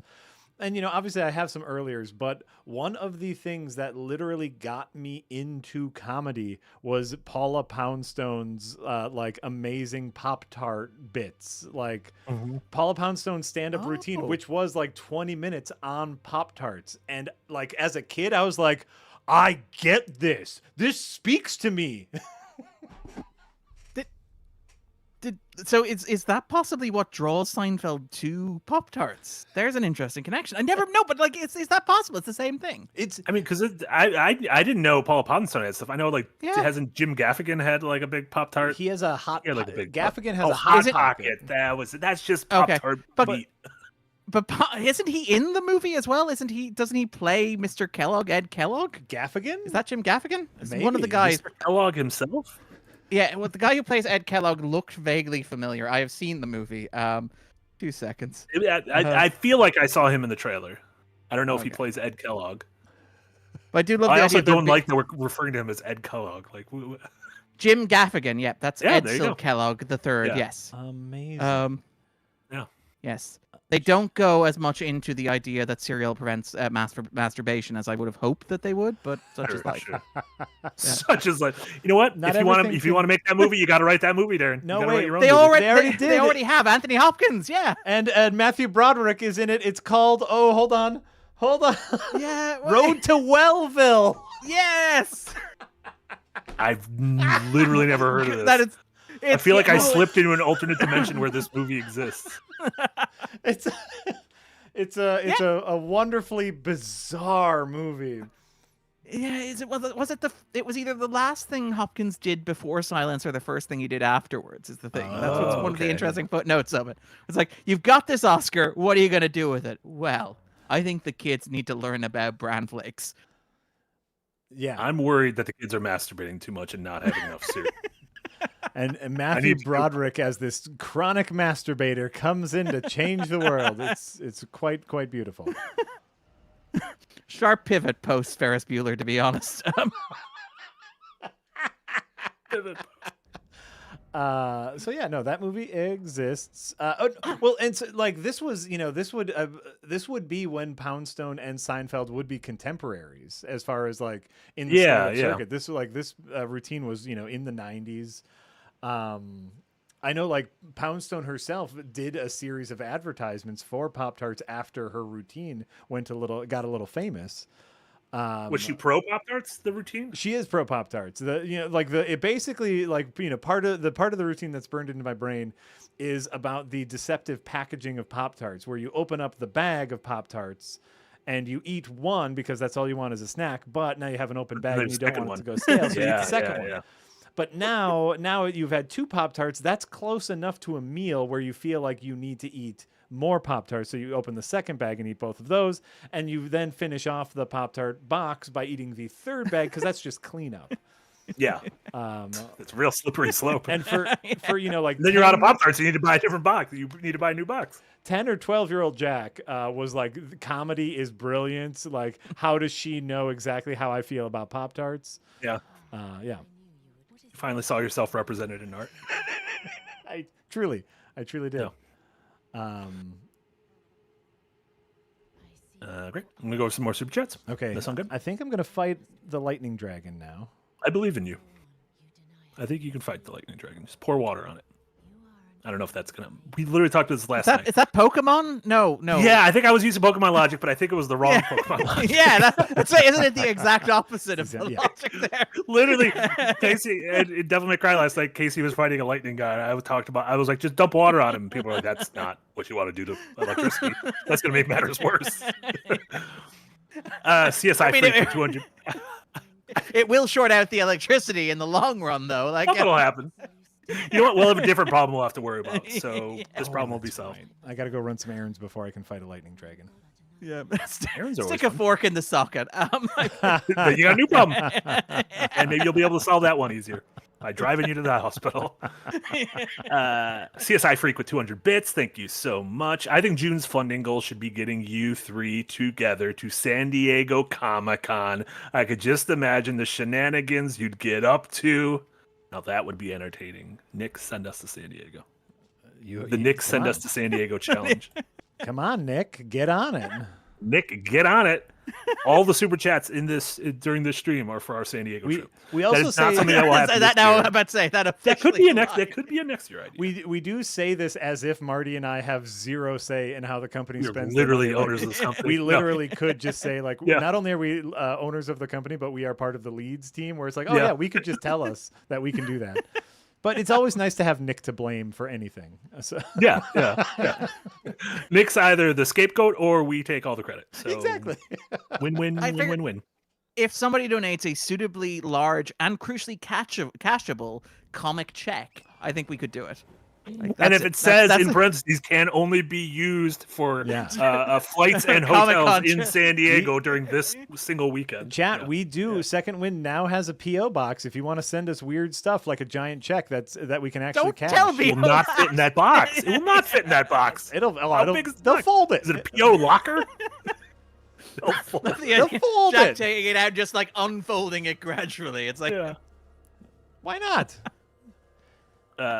To show how far back these super chats are, because we have a lot of them. Oh, George sorry. Lucas with 100 bits. Casey Affleck in Ghost Story gives me a perfect bridge to mention one of my all-time faves, The Assassination of Jesse James by the coward Robert Ford. An absolutely incredible movie. Speaking Great of Brad Pitt movie. as well. Yeah. and stunningly beautifully shot as well. Like Andrew Dominic. Yeah. Yeah. The guy who Yeah. directed the masterpiece known as Blonde. Oh yeah, I was gonna be like, what was the last thing he did? I was like, oh yeah, yeah. Oh no. Well, they can't all be. I am glad the Blonde exists. Sure. I will never watch it again. No. Yeah. I'm not sure why we did that, but we did it. Yeah. It's like Jerry Seinfeld's Pop-Tarts movie. I'm glad for him. Good for him. He got to get that out of his system. Making movies is hard. You did it. You finished a movie like that. That deserves some respect. Absolutely. I have a little banner on top saying, "Yeah, well done, you." Well done, you. That is an important thing that comes up often in my other line of work, talking about bad movies, where it's like there is an inherent respect in 99% of cases where someone is just able to finish a movie. Even if it's a bad movie, even if it's poorly done, you were able to accomplish something, and that is hard. Making movies is hard. It's a miracle that they exist at all, let alone that some of them are good. Yeah. But seriously, like if you ever read the production of a movie or the account of a production of a movie, it often feels like so much of what makes movies great is entirely accidental and coincidental and just good fortune. And like so much of what makes a movie bad is also completely outside the control of the people who make it and seems in many cases perfectly reasonable at the time people make the decision to do it. Yeah. That is absolutely applicable to games as well. Yeah. Any sort of collaborative project, right? It's just it's What did you say, Darren? The way you put that was so wonderful. It's a wonder It's like a that any of miracle them are anything. made, and even better that some of them are good. Some of them are good. Yeah. Drago Nation, thanks for the resub over on Twitch in 4 months. It wasn't that way. This was probably an hour ago. So whatever you did an Oh, I'm hour ago, sorry. Jack, it wasn't that direction. It was Some other direction. Another direction. It was another direction. Jason Tudor, $5 Canadian. Thank you so much, Jason. Darren, Challengers take when? Before I finish the rest of the message, you can read Darren's thoughts on Challengers if you're a member of the $5 tier or above on Patreon. That went up last weekend, I think. It did. It did. Right? Look. Yeah. And Love then says, Challengers. not sure if I loved it or not. Loved it or hated it, Okay. leaning to the former, but it was one of the weirdest movie watchings I've had lately. What else can you ask for? Something interesting. What I will say is, like, I've seen Challengers a couple of times now, which is great. It's a movie that I really enjoyed seeing twice. It is a movie where for the first 15 minutes of the first watch, I wasn't sure I was on the same wavelength as. And it took me a little while. No, because it's a movie that has a very strong sense of itself. Okay. And there is that 15 minutes in where you're like, I know this movie is so unassuredly and so uncompromisingly itself. I am either going to love it or I'm going to hate it. And I really, really, really do. I really loved it. I fell in love with it. By the time it gets to the end, like, I'm sitting on the edge of my seat. I will say, one of the movies to see with a crowd. There is Sure. this is like it's the sexy tennis movie, but it's one of the most extreme reactions I've seen in the cinema. Is there's a moment of marital strife between Mike Feist and Zendaya when they're in a room having a conversation together as mature adults, and she says something that a mature adult might say to another mature adult in that situation, which is just a line of conversation as a married couple, and the audience gasp. They go. It was incredible. And then there is a moment later on as they're playing tennis. Spoiler for the tennis movie. The climax of the tennis movie involves playing tennis.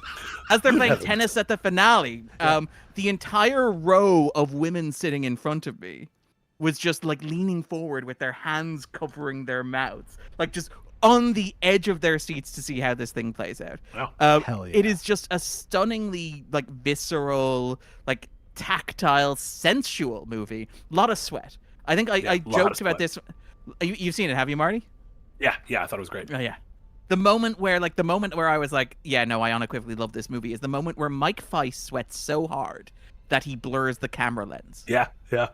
Like he's staring down the camera and it's just dripping off him and the lens gets blurry. Yeah. And this was the moment where I was like, you know what? This is maybe like my fourth favorite movie of the year so far. Wow, Maybe okay. second. Yeah. Where you could Incredible taste stuff. the sweat through the camera. That's beautiful. You could smell. It's a rare movie you can smell. That isn't smell-o-vision. Is it Scent of a Mystery? Isn't that the famous smell-o-vision movie? Oh yeah. I think they played that on Svengoolie some weekend. When they discover that audiences did not in fact want to smell the mystery.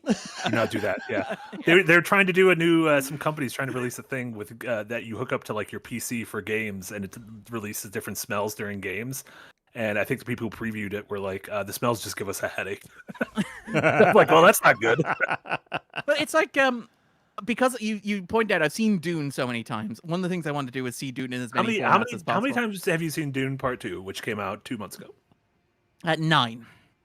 I've seen it 9 times. 8 times in cinemas, 1 time at home. And I did see it in 4DX. And 4DX, if you're not aware of it, obviously it rocks the chair and stuff like that. And it occasionally feels like you're getting punched in the back. Yeah, I saw Top Gun Maverick, and I was like getting my prostate checked. But like they release smells at certain points, and like obviously they have taken the note from like the experience of Scent of a Mystery and have been like, audiences aren't gonna like smelling bad stuff. Like even if it's appropriate for it to smell bad, no audience wants to smell bad stuff during a movie. Right. So whenever Dave Bautista shows up on screen, as obviously this Harkonnen goon who's like meant to be pathetic and scruffy, they just blast this kind of like Axe body spray type thing in my face, and I'm kind of like, that is the best case scenario of what that character smells like. He smells like a locker room, but after it's been thoroughly cleaned for an hour, you know? Oh. Incredible. What did the sandworm piss smell like? I was very disappointed. They didn't spray me full of they didn't spray my face with blue stuff. Unfortunately, at no point. Dune Part 2, a famously dry movie. I was very glad because the only unlike Challengers, which is famously now you have I bet that you go see Challengers in 4DX and it just drowns you in my face sweat. I will say the only previous movie I'd seen in 4DX, and the reason why I had never gone to 4DX ever again was because I went to see Predators, or The Predator, the Shane Black movie. Yeah. And the only screening that was available in the schedule in the space that I had was obviously the 4DX screening. And that is a movie where people are constantly getting gutted. So every 5 seconds I was getting my face splashed with presumably sanitized seltzer water. And I was like, this is not what I go to the cinema to experience. I'm like, keep my mouth and my nostrils closed during this movie, please. Beautiful. Can I get a handful of popcorn into my jaw? I mean, 40X, if you want to Between the Predators, sponsor our streams, we're available. Just send Jack a large check. Specifically for San Diego. Yeah. Specifically for San Diego, yeah. Care of San Diego. SGS Guru with a €5 dono. Thank you so much. Does Darren mourn the cancellation of Lower Decks? Well, at least I can look forward to never watching that Starfleet Academy show. If that Starfleet Academy show ever actually happens. Wow. Well, again, it's 5 seasons. That is the case. That these streaming shows now run 5 seasons. America ran 5. 3 is the average at Netflix. I don't really mourn it because I don't really love it. I think Jack and I have talked about this when we did the Star Trek stream with Nick. Yeah. Modern Star Trek is not really my bag. It's other people's bag, and I'm very glad for them. I'm very happy for them. Lower Decks is my favorite of the set. I think it has some really wonderful episodes in it, but I don't know if I mourn it. I don't know if I feel a particularly strong affection for it. It wouldn't have been in my top 10 shows of any given year it was on, for example. Sure. I'm glad it's getting to finish out its run in a way where the creative team will be satisfied with it. I'm sure that a couple of episodes will be quite good next year, and I am very curious what the future of Star Trek is after this, after Paramount Plus implodes, for reasons that I think it's really bad that you need to say this because you're going to be taken out of context if you don't, because the entire streaming industry is imploding. It's not as if New Star Trek is failing because New Star Trek is failing on its own merits. New Star Trek is going to end the way that it is because the entire streaming market is collapsing around it, and it just happens to be part of it. Yeah. It's just a symptom of the overall problem. So there you go. Pure Pyro with a €2 dono. Thank you so much. Have you guys seen Late Night with the Devil? That's another piece you wrote a couple weeks ago over on the $5 tier on Patreon. I finally got a chance to watch it when it came to Shudder the other week.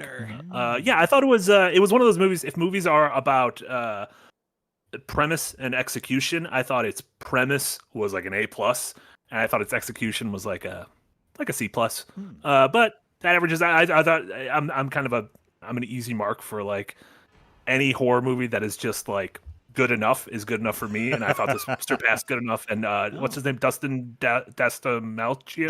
David Dalmalchian. David Duchovny. Dustin Diamond. David Diamond. Dustin Diamond drew a comeback, but it's David Dalmalchian, the guy from Dalmalchian.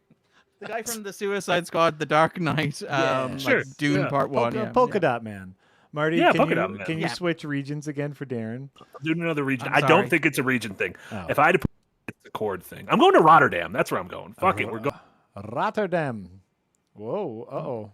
Did we just lose Darren as a... Oh, no. Here we go. Oh, Darren's back. Nice. We did it. I'm back. Okay.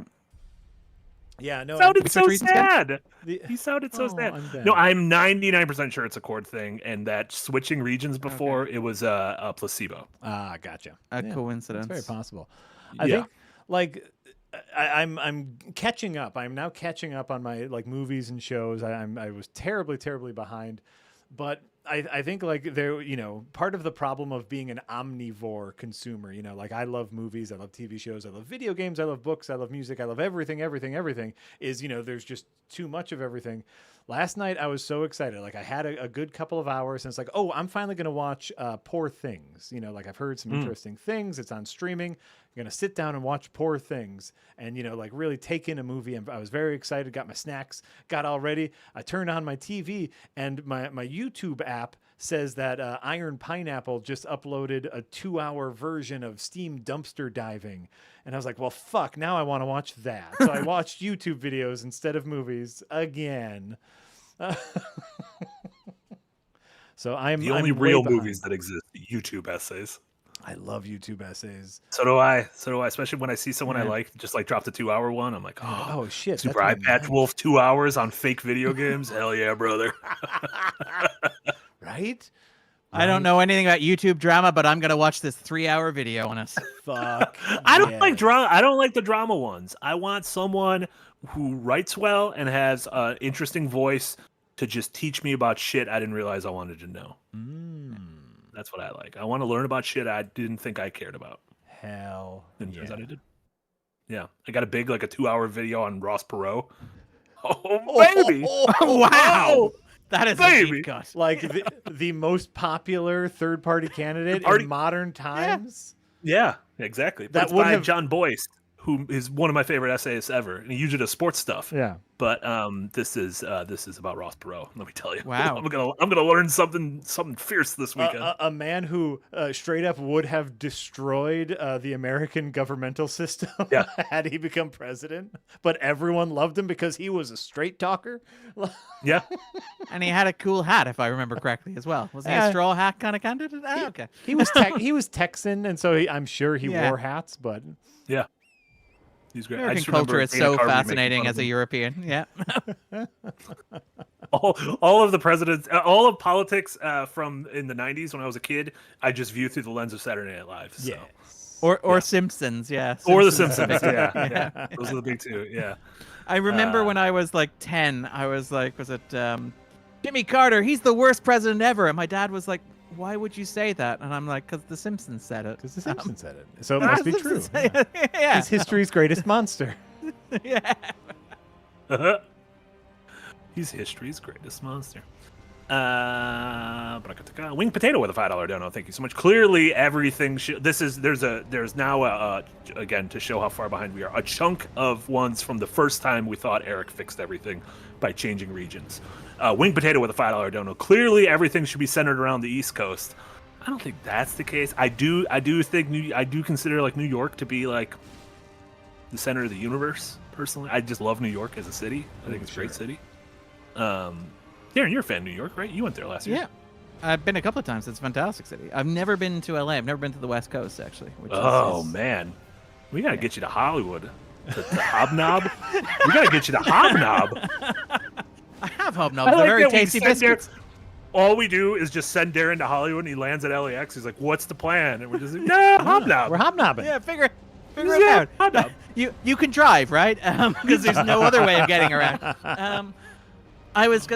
When I was at the festival, I was carpooling with a documentarian from New York, and he was like, yeah, I lived in LA for a couple of years, and I really should have learned how to drive before I got there. Oh that was his one big note. Yeah. I can't imagine. Yeah. Yeah. LA is a city I love visiting, and I could never imagine living there. Oh yeah. But fun to visit. Very fun. And then a couple more. Quintuple A with the $2 dono. Eric, you genius. Snake in the Garden with a €2 dono. Eric is our chat god, and this is my offering. John Brooks with a £5 dono. Eric fixes streams and does his own debugging. Sounds like lines from an Irishman sequel. Oh. No, we're bringing in Eric. He's going to debug. He's gonna debug the stream, if you know what I'm saying. He does his own coding. Should we have to refund all those donos that were saying, well done, Eric, for fixing the problem? I feel like if we do that, we're blaming Eric for not Right. fixing the problem, though. Like, that's the thing. Exactly. It's like stolen valor, though. I think, like, at the time, it was true. Like, the stream was, quote-unquote, fixed for a time, and now it's not, and Sure. that's okay. Well, I'm just saying, we went to Rotterdam, and things been kind of fine. Things been kind of fine. Thanks to our good folks. Yeah. Where is Rotterdam? That's in Europe, right? Yeah, that is because you were earlier like there is no place in Europe. There is no. Yeah, and I just roll past. I don't know where what country is Rotterdam in. Do we know? Does anyone know? It's in Germany? Holland? Holland? Switzerland? Come on. You as All right, well? I'm stealthily googling this. I'm going to the fact machine to check, but Beautiful. Netherlands. Beautiful. It's Netherlands. Netherlands. Yeah. The Nether Realm. The Uh, In the Dutch province of Nether South Realm, Holland. Yeah. as we call it. It's Holland. Yeah. King Dead with a $2 dono. Thank you so much. Name and shame that check giver. Do not name and shame the check giver because you know what? We will take gave a money check. from anyone and any. You can give us a big jar of pennies, Oh, 100%. and I will Give us a big I bag will of unmarked bills. I'll be upset about it behind your back, but I will gladly deposit that for the future of our business. Oh, like, so never naming it. I will not name and shame. Like, they gave us money. I'm very happy about that. It feels weird, and like, it just felt weird that we got a check, Yeah. To be fair, again, it's if you get a bag of like crinkled up 20s, that's when you start to worry. Right, Or like yeah. if the guy goes, you guys can just run it through a washing machine, it'll be fine. Yeah. You guys said it'll be fine. We've got a guy. We got an Eric out back. He knows how to debug. Just give him the cash. Don't worry, that all comes off. The die all comes off. It all comes off. Kid Barchetta with a $5 dono. Thank you so much. Darren, I aggressively need your thoughts on Ryan Reynolds' Buried or Denzel's Fallen. Thank you also so much for the great content, guys. Super duper extra thanks. We can give you thoughts on both of them. What do you think of Ryan Reynolds' Buried, where he gets buried alive? I liked it a lot. It's one of those post-phone booth movies where it's like, can we put a star in a tight space and spend 90 minutes with them? I like it a bit less than I like, obviously, Phone Booth, because I think Phone Booth is great, but I like it a bit less than Cellular, which is the equivalent where yeah. Chris Evans is on the phone to, is it Kim Basinger in the boot of a Yeah, car, yeah. if I remember correctly. I think Buried is good. I think, without getting into spoilers, the ending of it Yeah. didn't quite land for me. Yeah. I admired what the ending was attempting, but it didn't quite entirely work. It was really that was a very evocative movie to see in theaters. Yeah. It just like it gave me a very visceral reaction of like, oh my god, like this is like almost like a little panic attack. Yeah. I also want to shout out, was it Oxygen? Is kind of similar as well. That's Marion Laurent. Oh yeah, that's I never thought it. That was like a Netflix. Yeah, which has a similar sort of vibe to it. Yeah. That's right. Except she's in a pod in a spaceship, but it's the same basic concept. And then the other one I've was never watched a pod. Like it just seems like a fucking recipe for disaster. Being in a little pod. Jesus. sensory deprivation tanks, and I was like, even during the 90s, I was like, that seems like a terrible idea. It's gonna get locked. They're just gonna close down for the night. I'm gonna be stuck. I've seen The Simpsons. Yeah. I've seen what's gonna happen. Yeah. And then the other one was Denzel Washington's Fallen, right? Which is the one where It's like the spirit, right? The ghost. yeah, like that's jumping. himself and John Goodman, and it has like it's the opposite of Fallen, where it has an ending that is, if you've seen the movie, is one of the most like grammatically Nazi-ish endings I have ever seen a movie have. The final line of that movie is absolutely incredible because it's like, you weren't paying attention to the tense I used during the opening monologue. Yeah. And I'm like, I can respect that movie. Yeah. I can respect that. But it also kind of reminds me of that wave of like during the 90s when every week you go to the cinema and be like, hey, here's a movie star fighting a serial killer. And also the serial killer is, I guess, the devil or an alien or, obsessed kind with of the 7 deadly sins. Or yeah. So I have a huge soft spot for it. I haven't watched it in years. It's been on the list of movies I want to rewatch because everybody thinks it's terrible, but I seem to have fond memories of it. But it's do people think it's bad? I've also not seen it in a very long time, but I remember enjoying it. Yeah, I think the reviews of it were quite sniffy at the time. But like the thing about 90s reviews is people who went to the cinemas in the 90s didn't realize how good they had it. Like, is it that's the thing? Yeah. Now we would kill to have a 90s summer in the box office. Yeah. Is it like it's What Lies Beneath, which is the Robert Zemeckis movie with Harrison Ford and Michelle Pfeiffer, which is a ghost story and also a serial killer movie, and it has like a really legitimately wonderful twist at the end of it that I love. And I read the reviews of it at the time, and they're like, puffed. Robert Zemeckis is doing another homage to Hitchcock. Can we get enough of these classy, star-studded, well-written thrillers out of theaters? Just another one of these week after week. Yeah. And I'm like, Jesus Christ, you have no idea what Robert Zemeckis' future career is going to be like if you are sniffing at the effective homage to Alfred Hitchcock. I hope you like Jim Carrey as every character in A Christmas Carol. Beowulf's mother, hot question mark. So finally, someone brave enough to ask the true questions.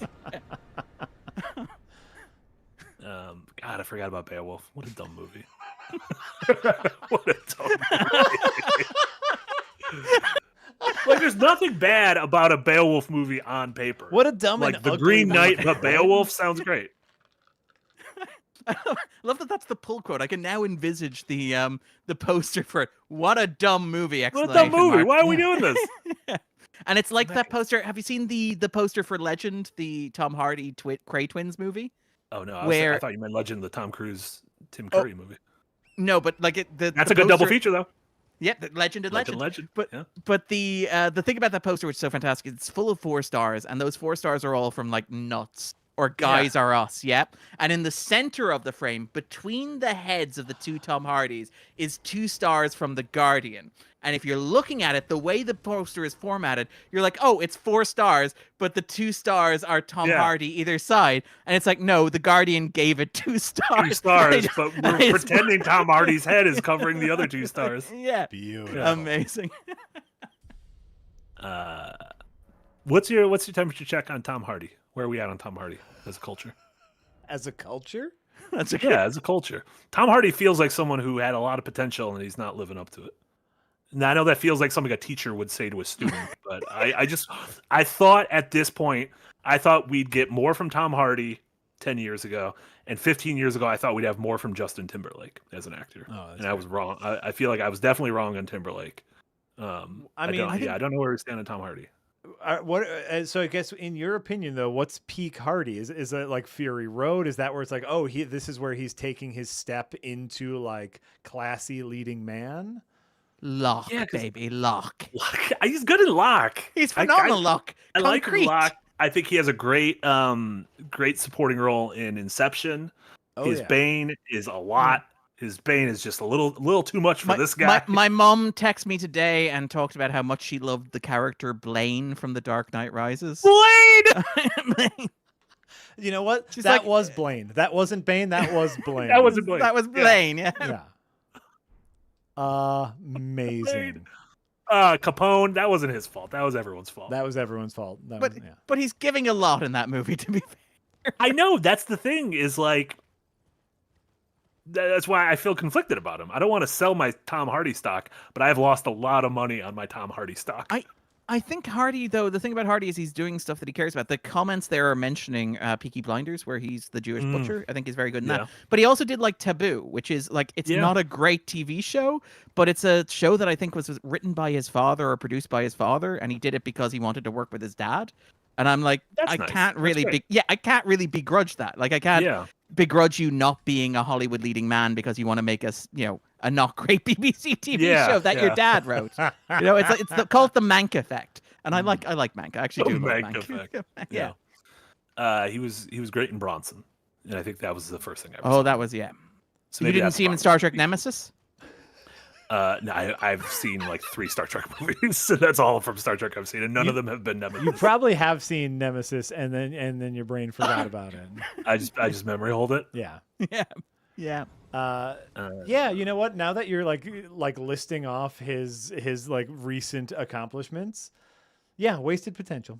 I think that's fair. I just felt like he was going to be like one of those, oh my god, every one of his roles is going to be like must see. Yeah. Like you're going to have like a lifetime supply of Hardy. I felt that way a little bit about Joseph Gordon-Levitt too. Speaking of Inception, but he went to hit Joe Wreck, right? That was his thing. He didn't want to be a star, because he'd been a child actor, I'm guessing, right? Yeah, he was in some good. I liked. What was the one where he's No, wait, that was Gosling. Don John. You love the one where he talks about his gym, his girls, and his porn. No.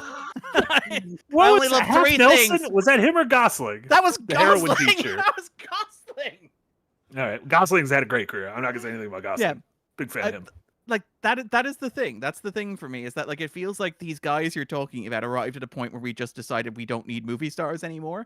And Gosling is maybe the first guy to come out the other side of it, where it's like maybe movie stars are good actually. But because Gosling does the same thing. Gosling had this really promising start to his career. He did Nicholas Winding Refn. He directed his own movie. He was a child star, and he just kind of worked. He did the indie circuit, and it seems like we've now reached a point where like with Barbie and with hopefully The Fall Guy, we're like, maybe he is actually a movie star.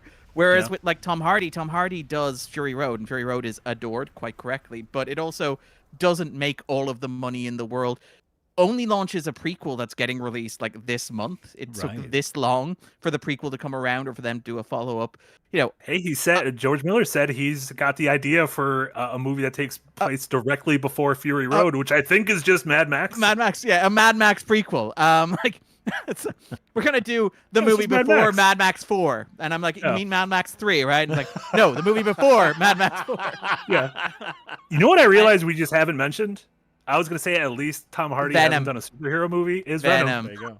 And Venom 2. Like he's done. And Venom 3 is coming out in like 5 months. Yeah, which is incredible because like Venom 3, I believe, didn't shoot until like 4 or 5 months ago. Yeah, and it's still coming out. It's coming out before Craven. Craven got pushed back to Christmas. We're having a very Craven Christmas. Oh, is that going to be the Mooney family Christmas movie? Christmas movie is if they give us an Academy Award for your consideration screener, I will consider making it the Mooney family Christmas movie. In all categories. Why would you do that to your family? That's my question for you, Darren Mooney. It has to be in all categories. I have to open that for your consideration DVD, and I want to see actor Aaron Taylor Johnson. I want to see director J.C. Shander. I want to see supporting actor Russell Crowe, or alternatively a CGI tiger. Yeah. One of those things. Yeah, you know? J.C. Shander is... I still think that might be the best superhero movie this year. I know, but that's no offense to Sean Levy. But that's like, is it maybe Aquaman being the second best superhero movie of last year? It feels like stolen valor in your own words. It's like, third best after Guardians and after Spider-Verse. Apologies, but it's like damnation by faint praise is what it is. Yeah. That's exactly what that is. Yeah. Yeah. Lowest bar. Yes. You're better than Madam Web. Congrats. You're better than Madam Web. I mean, hey, at least Madam Web shot on location at certain points, which again is... There are some scenes that are in New York City, and I'm like, that is clearly shot in New York City and not a backlot in Atlanta on a green screen. So thank you. Yeah. So what you're saying is it's better than all the movies in the MCU, Marty. I'm saying it's not as bad as some of the recent movies. What I'm saying is apparently one of the actresses' breasts have cured wokeness, and so like I'm here for that. Like, great, thank you. One of your actresses, I forget which. Sydney Sweeney. Sydney Sweeney cured wokeness. Yeah, she cured wokeness. Like, great. By having breasts. TV told me wokeness is bad. But like. Ignoring, like, let's just set aside the weirdness of like the way that we talk about Sydney Sweeney's body. Madam Web straight up does a 90s, this hot girl with glasses takes off glasses and pulls up her shirt to expose her midriff and suddenly realizes she is one of the most attractive people on the planet. And I'm like, wow, you guys think you're doing a feminism. This is incredible. Are you telling me that she's all that? Oh, she absolutely all that's in the movie. Yeah. You're like, look at this ugly nerd. I'm like, no, she's still very attractive. I don't know why. She's just wearing glasses. Like that's still Jennifer Jason Leigh. Yeah. Objectively, one of the most beautiful people on the planet. It's like, look at her, how gross she is, how disgusting. Like, movie. It feels like you're over egging this just a little bit. And there's the moment where, like, when that happens, I think is it Dakota Johnson arrives and finds her dancing on a table, and the movie. Like a Britney Spears song. Or something? And the movie's immediately like, I hope you learned your lesson, nerd. Put your glasses back on. I think I gotta see this movie. It's a film. I was gonna say it's good, but it's not. I don't know what I was gonna say. It has some of the most interesting product placement I have seen in a movie in a very long time. The villain is 100% 80 yard, which is just yes. Oh yeah, the product placement. And killed by is it the P from the Pepsi logo? The P from the Pepsi logo. There's a moment where Dakota Johnson reveals that she has never opened a can of Pepsi in her life. There's a moment where like the movie's clearly sponsored by Pepsi, and the character gives her a Pepsi because she shouldn't be drinking, and she's like, "What the fuck is this?" It's incredible. She goes to a baby shower and is like, "I want a beer," and they're like, "You had a concussion yesterday. You're not allowed to have a beer. Here's a Pepsi." And she's like, "What the fuck?" Damn it! Now I gotta watch this dang movie. And the whole time, Spider-Man is inside of her belly, not Madam Web's belly, but Emma. And it's incredible because like Emma Roberts is like, "Oh, I think we picked the name. If it's a boy, we're gonna call it." And then you can hear a studio lawyer pop a balloon in the background of the scene. It's like you cannot say that. Like, that's part of the agreement. You can't use the word Peter or Parker. Yeah. Yeah. What's the bit where like she's partnered with Ben. Apologies for spoiling this. This is in the first 10 minutes of the movie. She's partnered with Ben Parker, paramedic, and he's played like by Adam Scott. Played by Adam Scott, and he's like, my sister's pregnant, and she says, "You're gonna be a great uncle, Ben." Yeah. What? You're gonna be a great uncle, comma Ben. Yeah. Son of a In bitch. case you don't get it. They did it. They did it. I know. That was a real "can we order Thai food to the office tonight" moment. Yeah. It's like we did. Yeah, we landed the plane. We cracked the scene. That was the assignment, right? Is like the assignment from the studio was we need to make sure that everybody realizes that this is Uncle Ben, even if they are hearing impaired. Okay, yeah, no problem. No problem. No, perfectly fine. Yeah. I think it's perfect. Going through a couple more super chats. Be Smart with a $2 donos just said, "Good job, Jack." I think this might have been back when you defeated that Snake Man, which was like an hour ago. We defeated the snake. I've defeated 3 bosses since then, so it could have been anyone. We didn't mention it. You defeated the Fire Giant, which was giving you some trouble on other streams. So you did great there. I am awed by the fact that you are doing this and conversing and like engaging. At this point. It's incredible. Like, it is stunning. Like, you could there's tell me this was a video you queued up, and I'd be like, yeah, I believe it. There's a real reason that like we choose this game to goof and spoof with, because I've just played it so many times where yes, I can hold a relatively cohesive conversation and still make my way through it. And so I thought that's what I was doing when I chose GoldenEye the last time Darren was on a stream with us, and it turns out I don't remember GoldenEye well, and Darren does, and that was a humbling moment. Marty, we were all that's when we were in DC, and we were all gathered around the same table doing something that I don't know if people know exists yet, but we were all around the same table doing the same activity, so we needed something on in the background. We were laughing our asses off every time Darren schooled you at GoldenEye knowledge. It was beautiful. My thing has always been, I am fine being the second worst person at games at Second Wind, because Darren will always be below me, just because Darren doesn't play games. And then it turns out I'm just the worst. It just turns out I'm just the worst. And Darren's better than me. I'm like, oh no, I don't even have this. Yeah. That is not what happened, to be clear. No, it was very funny. Just, again, muscle memory, as you said. I played that much GoldenEye as a kid that I was like, yeah, no, I remember how this works. That's a club named for Ken Lobb. Yeah. See? I think you just don't forget anything. You're just a sponge. And I just forget everything. I'm the opposite of a sponge. I'm a rock. I don't know what the opposite of a sponge is. A stone? Is the rock. I'm the rock. I just show up 7 hours late to work. and cause my staff to get health insurance. So really, I'm the hero in this story. I'm a champion of social medicine. Now, will you please take this bottle that I pissed in and pour it out? Okay, wait, what? Do you not hear this? I didn't hear that part of it, apparently. Yeah, there was like a report that there was some strife on the set of The Red One, the upcoming Christmas action comedy starring The Rock and Ryan Reynolds, that he would show up to set several hours late on a daily basis, and that instead of using the public restrooms, he would pee in a bottle and have his assistants run it off set and rinse it out. But then apparently Darren says he's doing it to get people health insurance. So no, that I don't know. That is the stated intent from The Rock, to be clear. I can see the 7 hour thing. Yeah.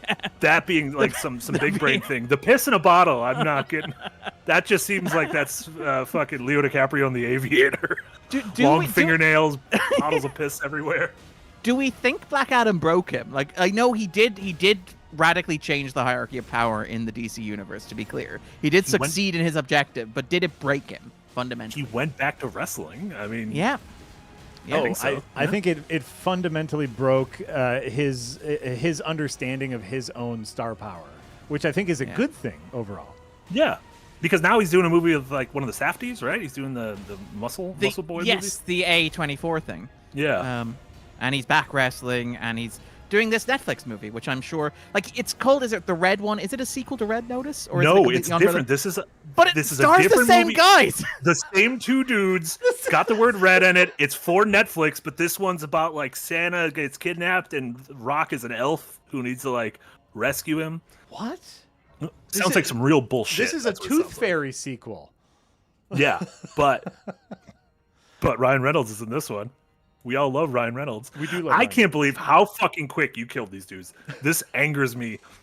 I was stuck on these guys a week of my life, of my human life in 2022. The boss that I just beat, Darren, is one of the more notorious bosses in this game. Everyone has a hard time with him. I have never ever had a hard time with this boss, so I don't get it. But the next boss I usually have a very big problem with. I've never had a problem with the Godskin duo. But Quite literally, And you- probably you did- 110 tries it took me. And you did it in the background while we were talking about The Rock peeing in bottles. That's incredible. That was the problem, is I was doing it in a room alone. No one was telling me about The Rock pissing in Nalgene bottles and making it awesome. Marty, however you go to the bathroom is your own business. You don't need to talk about it on calls. We've had the HR conversation about it. I was wearing my From Software catheter while playing the game. It was great. Are they a sponsor on the cast? Yeah, you can send a check to our PO box. this stream is sponsored by to our PO GamerCast. box. It's a catheter you stick, up your junk, but it has RGB. Oh, it has GamerCast. nice lights. Yeah. Does this actually exist? Is this an actual product? I worry. We exist in such a dystopia. I'm like, this is actually something that could exist. A GamerCast? I don't think. We're a few I hope. years away. Okay, all right. I hope. I hope all right. not. I really hope not. My guess is yes. We are, or me. I think I'm the oldest here. My generation, the one that grew up, heavy gaming. We will reach an age in which we need catheters, and that is exactly when gamer cath will become a real business. We're only a few decades away. We're only a few decades away, y'all. Getting very close.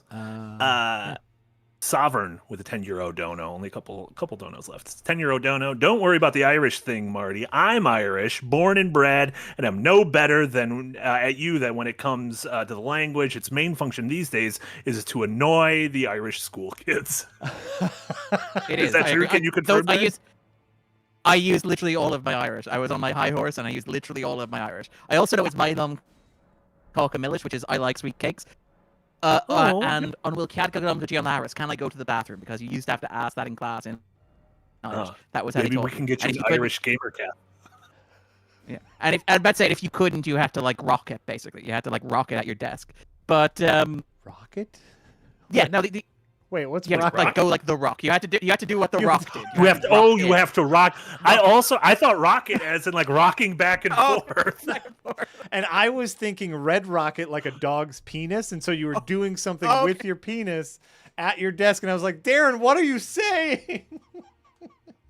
Shout out to Snake in the Garden. My dialect is Connacht. I did learn Irish in Connacht and Sligo, so that's a very good pull from Snake in the Garden. It's fascinating. Yeah, no, when I started dating up here in Ireland, up here in Dublin, people noticed that my Irish, which is a weird thing because we don't speak Irish that often. Mm-hmm. Yeah. But a lot of the women I was dating when I first moved up here were like, "Yeah, you're a country boy," and I can tell because you pronounce your Irish words like a country bumpkin, which is incredible. Oh, is that was that a hurtful statement or?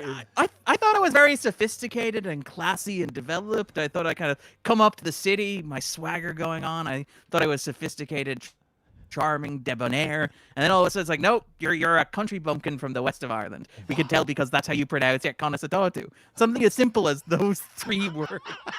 As you say, I'm not a bumpkin. As you empty your Scorpion King branded piss bottle.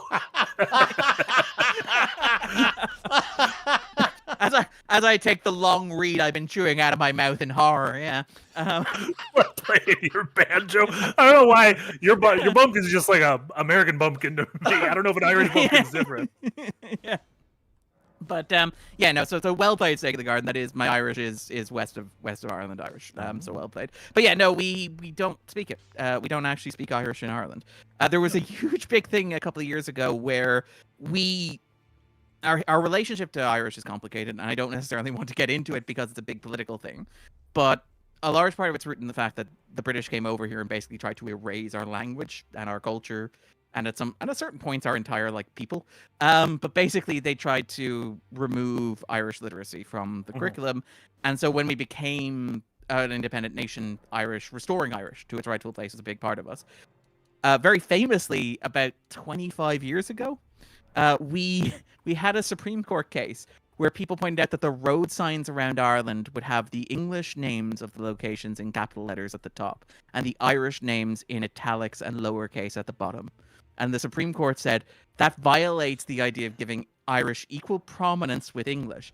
So we apparently had to spend because the font is different and it uses lowercase. So the Irish government had to spend something in the region of $2 billion to replace every single road sign in Ireland with properly, like, equally sized English and Irish language directions and titles. It's incredible. I love it so much. I actually respect that. Yeah. Massive waste of money, but I respect it. Respect it. Like massive waste of money, maybe, but like, or it's one of those, subliminal systemic things where it's like, oh yeah, we feel This lower is culturally because very important to us. Absolutely. Yeah, Absolutely. I like it. All right. Well, we have gotten to 2:15 now. We have. How are we You want me caught to burn up on through the last couple? Yeah. Let me burn through the last couple. These don't even get responses. No, I'm just kidding. They get responses. Fred E with a $2 dono. Thank you so much. Wait, are you accepting article submissions? We are not. If we do ever open that up, we will let people know. But for the meantime, it is just only internally our staff and contractors and whatnot writing for us. Fungus Finder with a $2 dono. I'm implicitly related to gaming. You are Fungus Finder. Fungus Finder should have been invited to that to that conference. That talk. Oh, Exactly. Quintuple A with a $2 dono. Jack, can we play framed WTF with Darren at the end? No, because we got to the end already. I think framed is just like guess the game. That online that. game, I online do- game I where you do try to like guess Framed. the movie. Oh, hold on. I do. You like know what? framed. We've told you all there are talks of the wheels are in motion of bringing back an entertainment, a regular entertainment show, and maybe framed WTF can be incorporated into that somehow. So stay tuned with that. True Mando with a $2 dono. Darren, when do we get to the Dark Knight on the 250? Hopefully this year's Batman Day. So that'll be like the weekend closest to the 21st of September. Yeah, no, it's a national holiday. According to DC, yeah, it's the third weekend in September, I believe. So just every like the first issue of the Detective Comics issue. That's it. It's to mark I believe the publication of the first issue of Detective That's Comics, nice. or the 27th issue of Detective Comics, the first to feature Batman. Yeah. So we have been on the podcast been covering the Batman movies every September, although we skipped last year because we did a Leaving Cert course. We did a course of movies that like Irish students study in secondary school, which is great. So we didn't get to do it last year. Yeah, Barbie's on the course this year, which is incredible. Oh, really? You can like for your leaving exam in secondary school, you can study Barbie, which is incredible. I think that's wonderful. I think That that's is incredible. Yeah. joyous. Yeah. Look at that. SCS Guru with a €5 dono. Speaking of YouTube essays, I can wholly recommend P-Run's hour-long presentations on international defense economics. I'm doing it. I'm Googling P-Run. P-Run. I'm adding P-Run to the queue. That sounds weird. Okay. P-Run to the queue. I have opened Framed WTF. It looks like an animated movie. I don't know if people can see it there. The lens is terribly awful. It's I already did it this morning. It's, okay. I got it in one. It was The Little Mermaid. Okay. I watched The Little all right. Mermaid a lot as a kid. Me I have a whole Aw. text thread with folks where we do Framed WTF every morning, and we plop down how many it took to get us in there. Fantastic. Marty, look at this Yeah, shop a stuff. little bit. Isn't it neat? Look at this stuff. Yeah, put a fucking fork in your hair like a weirdo. Wouldn't you think my collection's complete? Wouldn't you think I'm the girl who has everything? We've Now, got- what if we just did a live action version of it and it got memory hold? Wouldn't that be great? I mean, again, not to spoil the video I'm doing next week, which is on the live action versions. I had to go and check the list of like live action Disney remakes to remember the ones that I had watched and like reviewed and written about for various sites and art outlets, and be like, no, that definitely existed. I definitely saw it. I spent 89 minutes watching it. Yeah. I remember nothing of it. I'm that way about the Aladdin one. I don't remember anything. It was Guy Ritchie's Aladdin, I think. It was. Jafar was hot. That's the thing I remember. Jafar was very Jafar was hot. like Will yeah, Smith was Genie.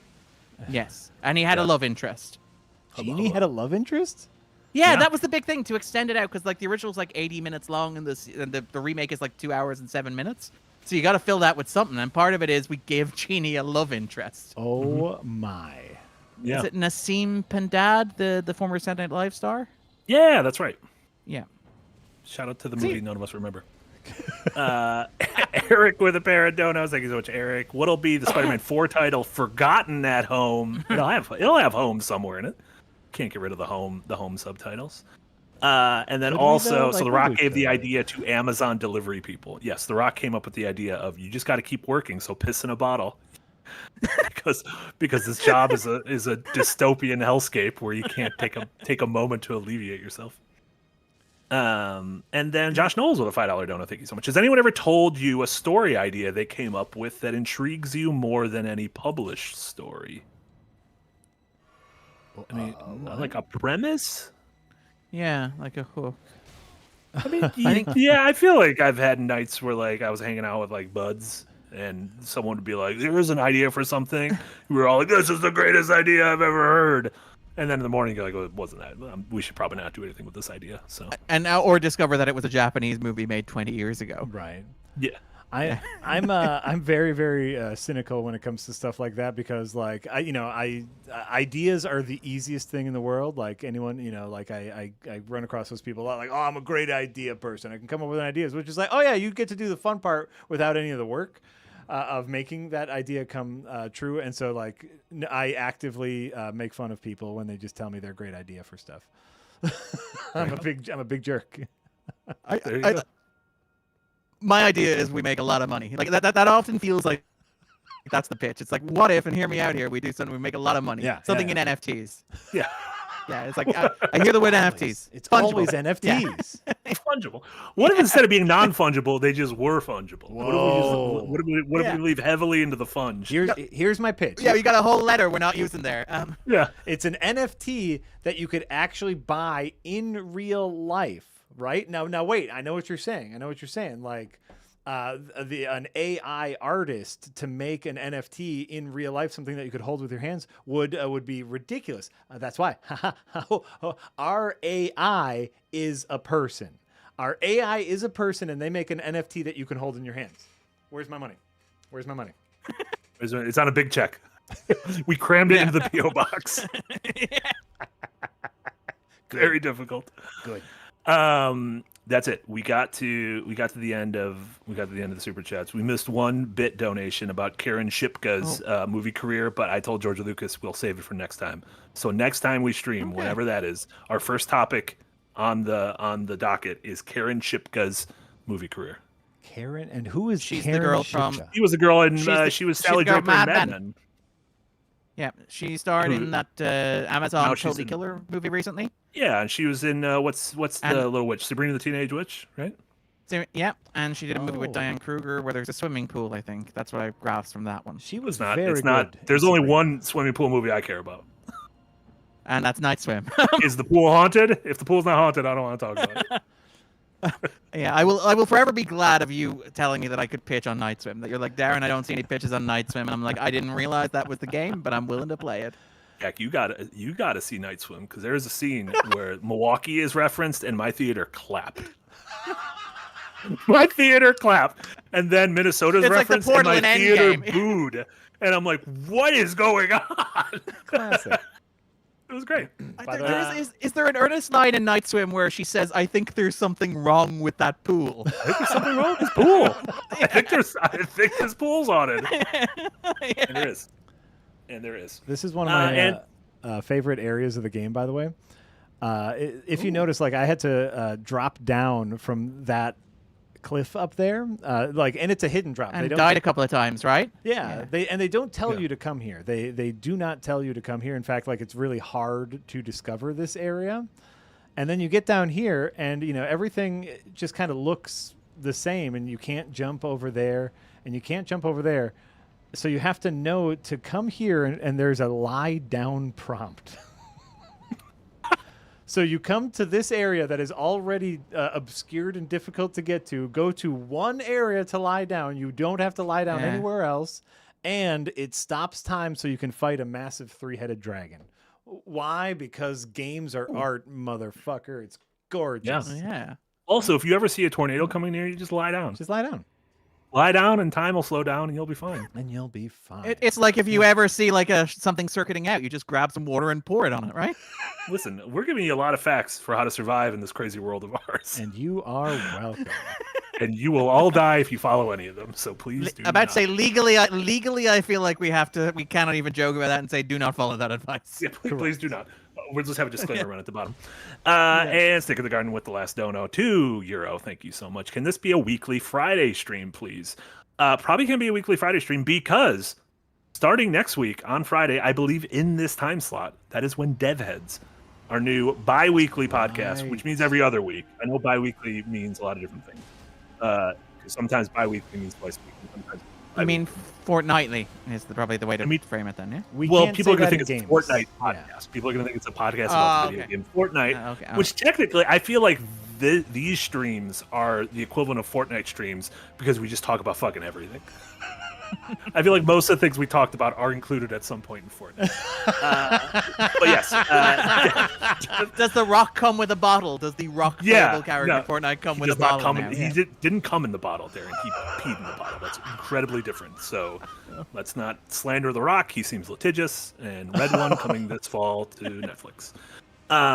So yeah, DevHeads will be in this time slot every other week. But we do have plans. Darren's got travel plans coming up, but we do have plans.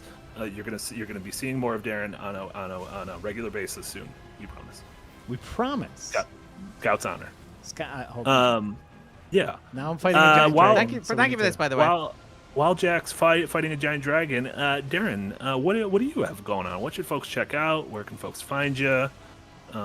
What should folks watch this weekend? Folks can only watch one thing this weekend. What should folks watch? Ooh.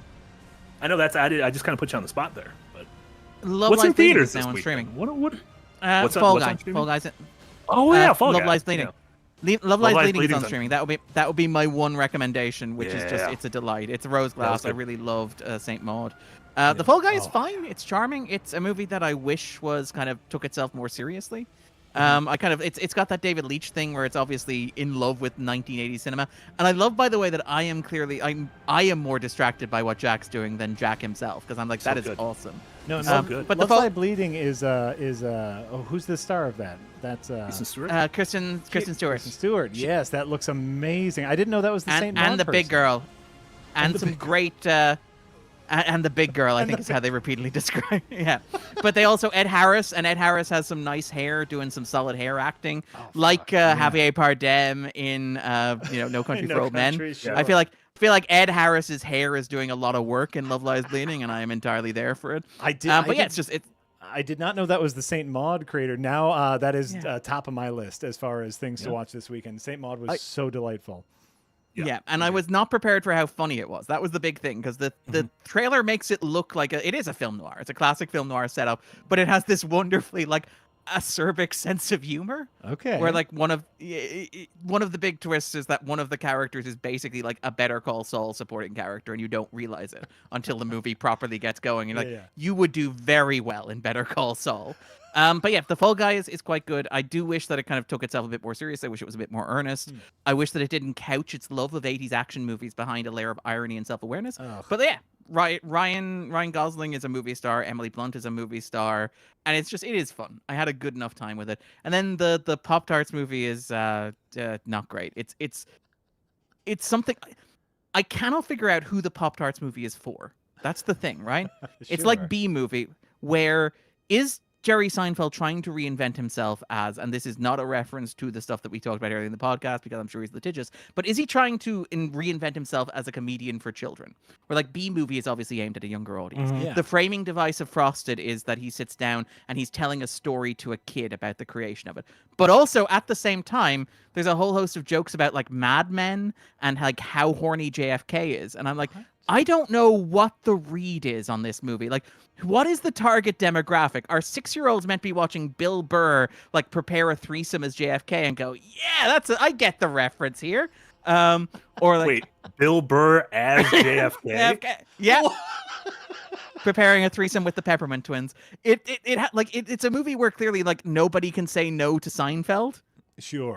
Sure. Yeah. So everybody is in this movie, including two people that we mentioned earlier in this call, who I don't want to spoil. But it's a real, what movie is this moment when the movie reveals its biggest cameos?